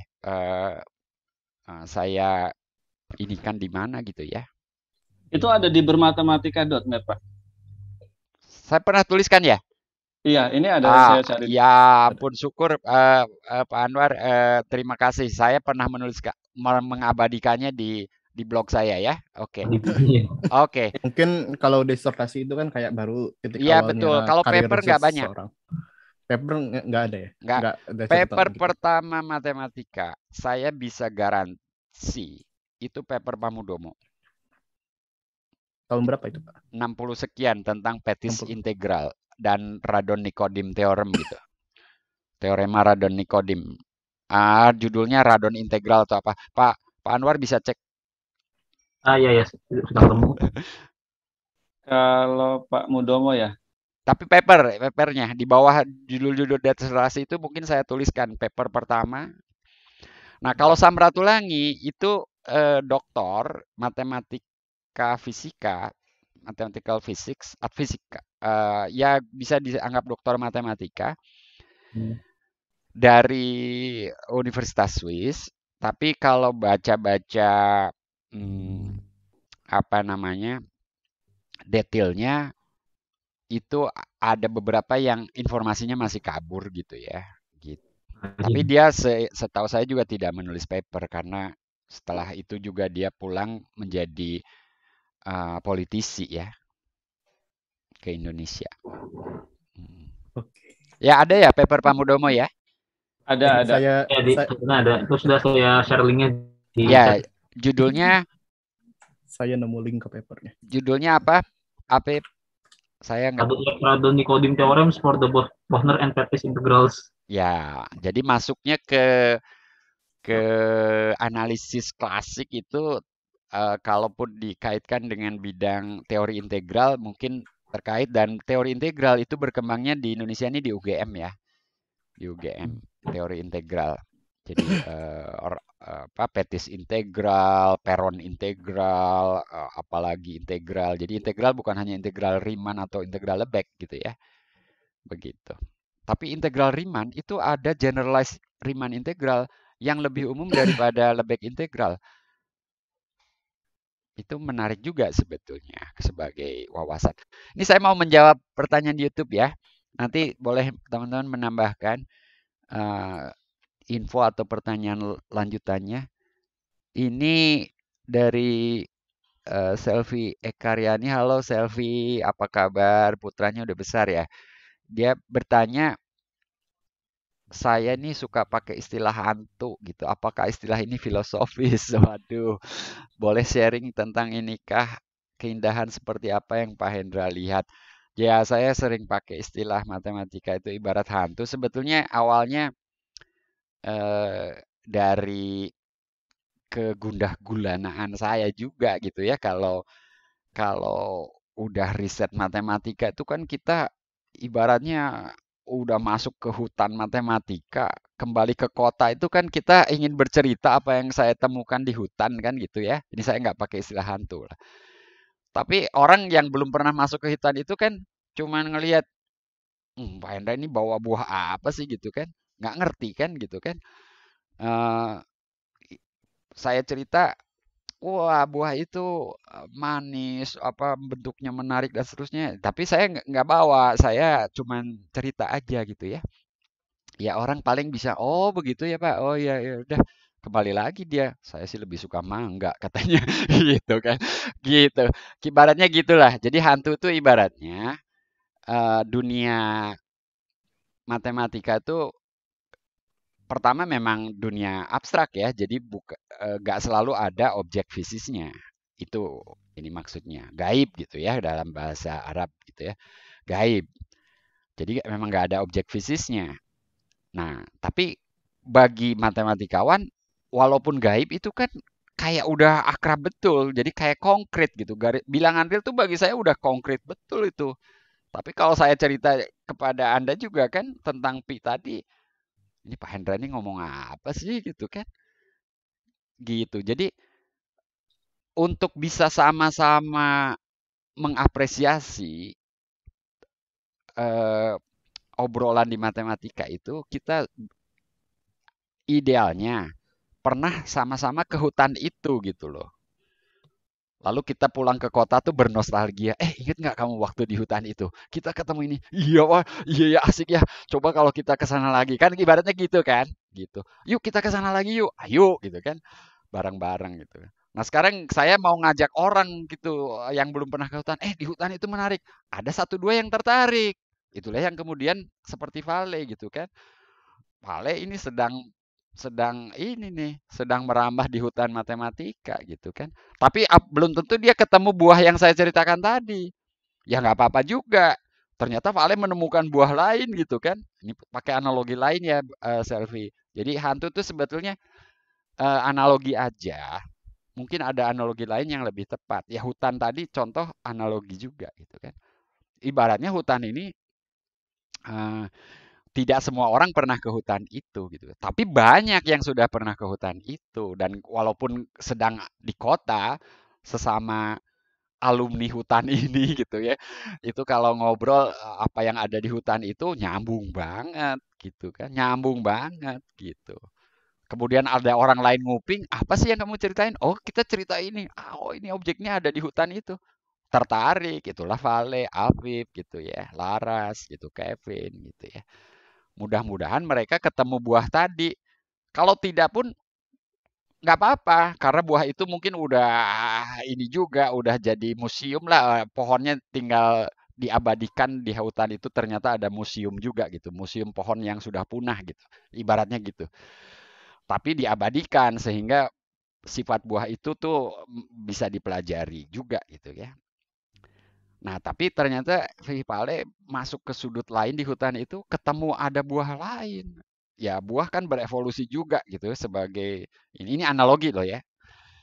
Ketemu gitu, asik juga ternyata gitu. Ternyata masih banyak Pak, ada banyak pohon lain yang iya memang saya bilang itu hutan tuh tak terhingga luasnya gitu. Hutannya seperti hutan Hilbert gitu kan, tak terhingga ininya biliknya gitu, sektornya di sana. Dan belum semua terjelajahi, betul juga. Gitu loh, Selvi ya. Apakah ini filosofis? Saya bukan ahli filsafat. Itu harus bertanya pada ahli filsafat. Filsafat itu apa sih gitu ya? Apakah yang seperti itu filosofis? Yaitu itu ranah para ahli filsafat lah untuk menentukannya. Saya sendiri nggak pusing itu filsafat atau bukan. Yang pasti efektif untuk menjelaskan apa yang saya maksud. Cukup efektif nggak Anwar? Sangat efektif Pak. Kalau filsafat mungkin enggak, tapi kalau filosofi sih kayaknya masuk kan. Filosofi Anwar berani, oke lah. Itu kata Anwar lah ya. Bu Heni tadi kayaknya menyala tuh ininya mikrofonnya. Tapi tadi siapa yang mau Anwar ya yang mau bertanya? Silakan. Ya pertama ini tadi integral yang saya lihat di UGM itu ada integral Bochner, integral Kurzweil, Henstock-Kurzweil macam-macam Pak ya. Kenapa di ITB tidak berkembang itu. Kemudian pertanyaan yang pernah saya ajukan di Facebook itu Pak, kalau mau diklasifikasi apa sih? Tadi Bapak udah menyebut di aljabar itu ada jenis karakterisasi. Nah, kira-kira kalau mau diklasifikasi gitu. Oke. Bukan tidak berkembang, tapi tidak ada yang mengembangkan. Beda loh, gitu. Beda. Kenapa tidak ada yang mengembangkan?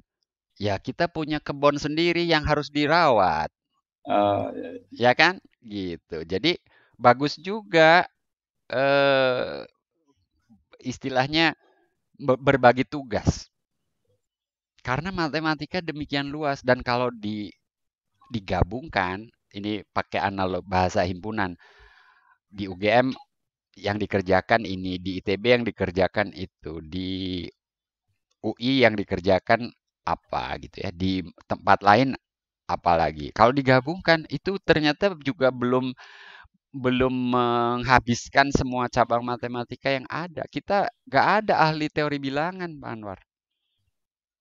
Begitu. Teori bilangan ya? Nggak ada ya? Iya, setahu saya belum ada. Di ITB pun belum ya, Pip ya? Yang disebut ahli teori bilangan nggak ada kan? Ya, belum ada lah. Kalau kuliah sih bisa.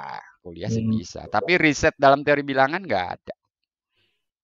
Nggak ada. Mungkin bahkan paper saya itu yang teorema dasar aritmatika.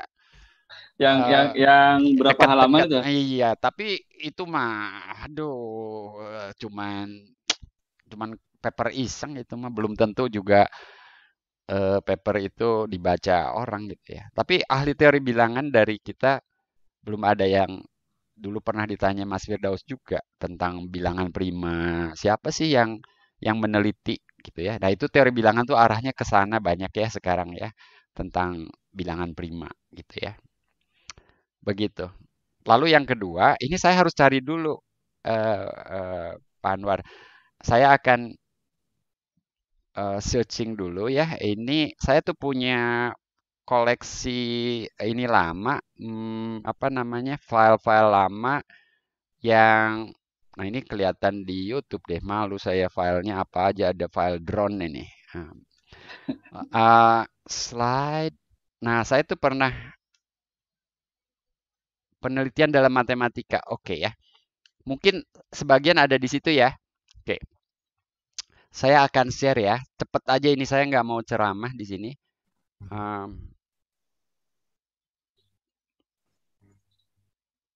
Rasanya di salah satu slide ada ya. Udah tampak ya Anwar ya? Saya pernah menyajikan inilah di suatu forum ya. Peran universitas, oke ini lewat. Fakta di lapangan lewat. Meneliti itu apa lewat. Nah, bagaimana penelitian dilaksanakan? Mungkin di sini. Mungkin nih, mudah-mudahan saya ini udah lama sekali nih. Nah, ini dari segi tujuannya. Mencari kebenaran. Misalnya dulu sebelum diketahui pi itu bilangan transendental apa bukan, itu suatu pertanyaan penelitian itu, Mas Firdaus gitu ya. Setelah tahu pi itu irasional, pertanyaan berikutnya dia algebraik atau transendental. Dan itu baru abad 20 loh. Ya, pi itu transendental gitu. Demikian juga E gitu ya. Oh, E mungkin udah lebih tahu, tapi E pangkat pi ini ada orang yang bertanya iseng gitu. E pangkat pi kalau gitu transendental apa algebraik? Ya tentu dugaan awal ya transendental, tapi membuktikan sebuah bilangan itu transendental nggak mudah gitu ya. Oke, kalau itu terjawab pi pangkat E gimana? Ya pertanyaannya bisa enak-enak aja gitu kalau bertanya, tapi jawabannya. Nah, terus itu masuknya ke ranah yang benernya apa gitu ya. Jadi cuman karena pertanyaan iseng aja juga bisa. Lalu memperluas pengetahuan, memecahkan masalah spesifik, mengembangkan metode baru gitu ya. Merevisi atau bukan merevisi, refine tuh kayak menyempurnakan ya. Refine menghaluskan ya. Atau ya? Ya dalam konteks ini menyempurnakan ya. Misalnya contoh menyempurnakan tuh kurva epidemik sekarang COVID. Kurva COVID tuh kurva Richard. Wah, kurva Richard nggak bisa menjelaskan perilaku COVID ini gitu kan. Modelnya terlalu sederhana, parameternya cuma ada berapa, 2 atau 3. Nah, kalau ditambah parameter lain gimana gitu ya. Ada itu bukan generalisasi dalam hal ini gitu ya. Tapi lebih ke arah untuk mencoba memayungi beberapa peristiwa gitu ya. Jadi model yang terlalu sederhana kan akan terbatas ininya cakupannya gitu kan. Ya model eksponensial aja contohnya jadi model logistik kan gitu kan. Model logistik itu adalah dengan menambahkan syarat bahwa ruang itu terbatas gitu kan. Jadi pertumbuhan akan ada batasnya gitu ya.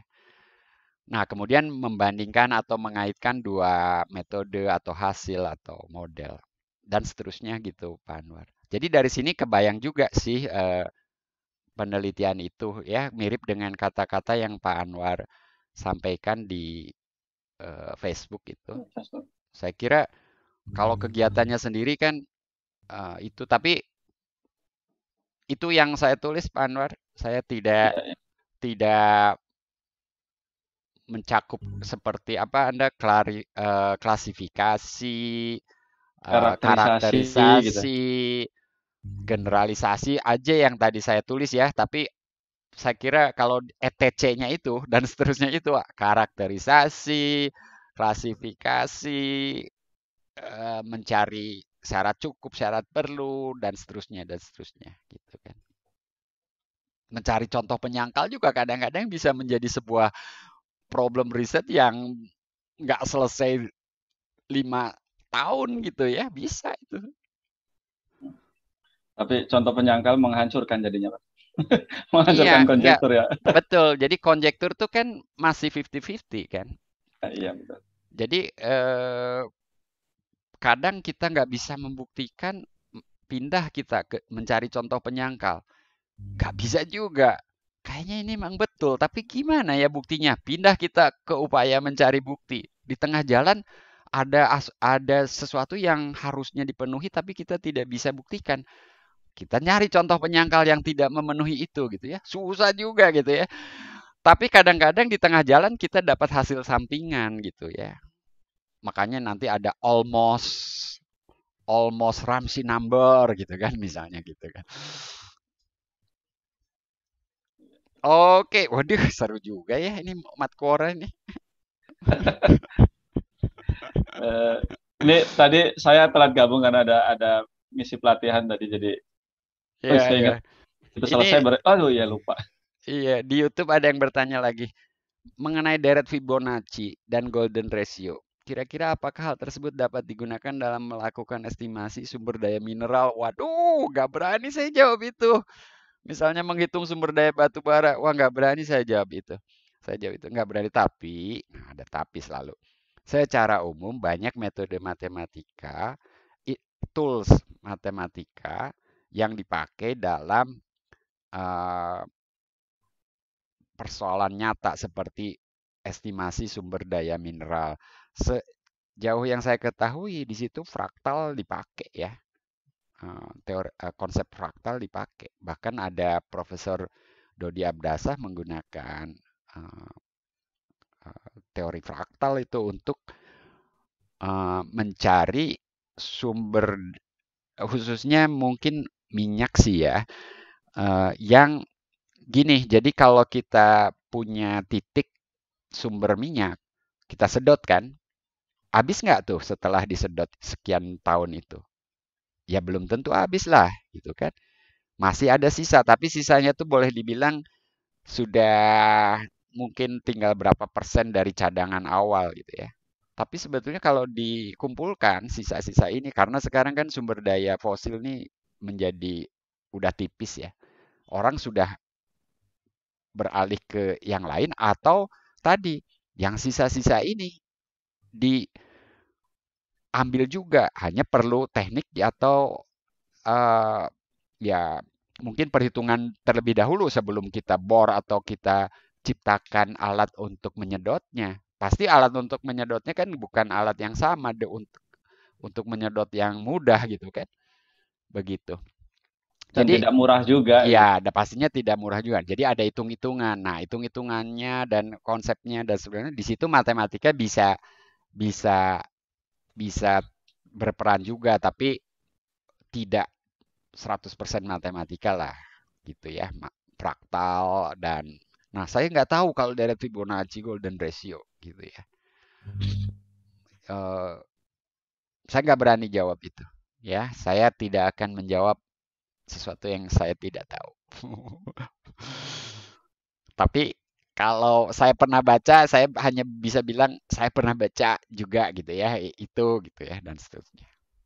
Gitu, Mas Sultan Hintadali ya. Ini dari Muhammad Rasik. Kalau boleh tahu, matematikawan favorit Bapak siapa ya? Waduh, kalau pada saat ini udah terlalu banyak nama yang ini ya, saya bercampur aduk juga gitu ya. Tapi saya kagum dengan Archimedes dari zaman antik. Itu saya kagum dengan Archimedes karena saya ketika menulis buku lingkaran tuh gila, saya merekonstruksinya aja keringetan itu gitu ya. Keringetan analoginya aja ya. Artinya saya berhari-hari juga gitu kan. Saya baca literatur juga dan seterusnya. Kemudian di abad 78 tentunya saya kagum dengan Al-Khwarizmi gitu ya. Gitu. Di abad pertengahan saya kagum dengan Euler, dengan Gauss gitu ya. Tentu Newton, Leibniz juga gitu ya. Tapi di abad itu terlalu banyak matematikawan yang hebat-hebat. Ya, terlalu banyak. Euler itu luar biasa, Gauss luar biasa. Tapi untuk bidang saya tentu saya harus menyebut nama Joseph Fourier gitu ya, gitu. Dan kemudian menjelang abad 20 saya kagum juga dengan Cantor gitu ya. Gitu. Nah, kalau di abad 50 tahun terakhir ini, waduh, itu berjibun gitu ya. Saya harus kagum dengan Terry Tau, tapi untuk bidang saya itu ada bapaknya harmonic analysis itu Elias Stein. Saya nggak pernah ketemu beliau, tapi buku-bukunya saya punya gitu ya. Dan tentunya pembimbing doktor saya itu saya kagumi juga sebagai bukan hanya matematikawan yang sangat produktif, udah pensiun 70 lebih tapi masih juga menulis paper, dan dia kalau menulis paper bukan memecahkan problem-problem yang mudah gitu ya. Gitu. Bukunya juga banyak gitu ya. Begitu. Jadi tidak bisa menyebut satu nama saja, dan saya kira membandingkan satu yang dengan yang lain tidak seperti membandingkan dua bilangan lebih besar, mana yang lebih besar gitu ya. Tidak terurut seperti garis bilangan real, mungkin seperti bilangan kompleks jadi di bidang ya posisinya. Gimana Pak Ale ngangkat tangan nih? Saya jadi kepikiran pertanyaan yang mirip Pak. Boleh. Ini tapi kita sampai pukul 1 loh ya. Aduh ini. Oke. Mungkin pendek aja. Kalau teorema favorit Bapak Pak dan kenapa? Waduh. Kamu dan anak saya sering berdiskusi ini nih. Gitu ya. Ya tentu ada yang klasik seperti tadi ya. Jadi Bolzano-Weierstrass theorem gitu ya. Itu cantik gitu ya. Dan ternyata itu bisa juga dipakai untuk membuktikan ketakterhitungan bilangan real sebetulnya gitu ya. Lalu yang topik riset ini saya bolak-balik menggunakan, ada beberapa teorema yang bolak-balik saya rujuk ya. Jadi kriterianya itu ya. Jadi keterbatasan operator maksimal itu kalau Anda baca aja sekilas ada namanya operator maksimal ya, disimbolkan dengan huruf M gitu ya. Jadi M memetakan F ke MF gitu ya. F-nya di sini awalnya yang dipelajari itu anggota LP. Nah, MF ternyata anggota LP juga. Jadi artinya si M ini membawa LP ke LP lagi gitu ya. Tidak ke ruang yang lain. Keterbatasan operator M ini ternyata berimplikasi macam-macam. Luar biasa. Buktinya sendiri juga cantik. Pakai lemma covering dan seterusnya gitu ya. Yang ada di buku Rudin ya. Complex and Real Analysis sebetulnya. Buku Rudin itu banyak ya. Ada salah satunya Real and Complex Analysis. Itu mungkin 500 halaman. itu lengkap lah untuk analisis tuh udah kayak kitab suci juga itu. Salah satu ya buku analisis klasik yang bisa dijadikan rujukan untuk Anda kalau Anda ambil S3 kalau kebetulan beririsan dengan analisis lah kira-kira. Anda nggak ingin mendalami tapi kalau nyari seperti buku kamus inilah. Cuman kalau kamus ini kan cuman istilah isinya. Kalau buku Rudin itu kan teorema ini buktinya, ketaksamaan itu buktinya, ada konsep ini, ada definisi, ada contohnya, ada soalnya. Kira-kira gitu. Ada satu buku lagi yang mungkin di zaman Anwar pernah saya pakai untuk kuliah, buku Hewitt ya. Hewitt Edward Hewitt ya. Itu bukunya judulnya Real Analysis saja kalau nggak salah. Bukunya tebal banget tuh, kuning, Springer ya. Mungkin 700 halaman. Itu juga buku klasik untuk analisis ya. Jadi teorema itu keterbatasan operator maksimal. Begitu. 12.55. Kayaknya ini Matkora harus ada juga ya kalau macetnya kosong, Matkoranya terusin aja tanpa topik, tanpa ini. Tapi Anda bisa di sini boleh bertanya apa saja termasuk tadi tokoh, topik riset, pandangan saya, pandangan Anda juga, dan lain-lain ya yang mungkin belum banyak diketahui juga gitu. Atau Anda udah baca tapi masih perlu info tambahan gitu. Siapa tahu saya bisa atau sudah baca lebih dulu gitu ya. Mungkin cuma seperti itu sih ya. Oke, masih ada? Obi, apa kabar? Kevin, Kenny, FK ITB. Aduh, ITB punya fakultas kedokteran ini. Siapa ini? Mas Gus, salam kenal nih semuanya ya. Yang baru bergabung mungkin. Oke, Pak Anwar. Nanti kalau waktunya mungkin di awal lagi. Saya mau nanya bagaimana Bapak waktu S1 sih sebetulnya. Nantilah. Pertama kali. Nah, itu nanti pertemuan berikutnya lah. Kalau sekarang mungkin sudah waktunya salat, makan dan kegiatan lain ya. Baik teman-teman, terima kasih. Saya sangat menghargai keikutsertaan teman-teman. Ini yang paling awal hadir Afid. Saya janji nanti saya kirim buku itu ya. Saya minta alamat. Kemudian Syafri saya akan kirim buku lingkaran ya. Untuk teman-teman yang lain, sementara saya nggak janji apa-apa ya. Tapi saya punya memang buku-buku yang 2 itu dan masih berlebih lah gitu. Oke, saya kira kita berpisah di sini. Terima kasih sekali lagi dan salam sehat selalu ya semuanya ya. Semoga kita bisa bertemu lagi di Macat. Bila Pak Theo dan saya juga tentunya tidak ada halangan, maka Macat episode 4 seri 2 itu kita adakan hari Jumat. Tapi ya kalau Pak Theo bisanya hari Jumat sore. Jadi begitu. Ya untuk Matkora ini kelihatannya Sabtu. Cocok nih waktunya. Pak Leko masih ngangkat tangan? Itu yang tadi? Lupa turunin Pak. Oke. Ya, sampai jumpa minggu depan ya. Terima kasih. Makasih sama-sama. Terima kasih Pak. Terima kasih Pak. Oke, Sama-sama. Terima kasih Pak Hendra.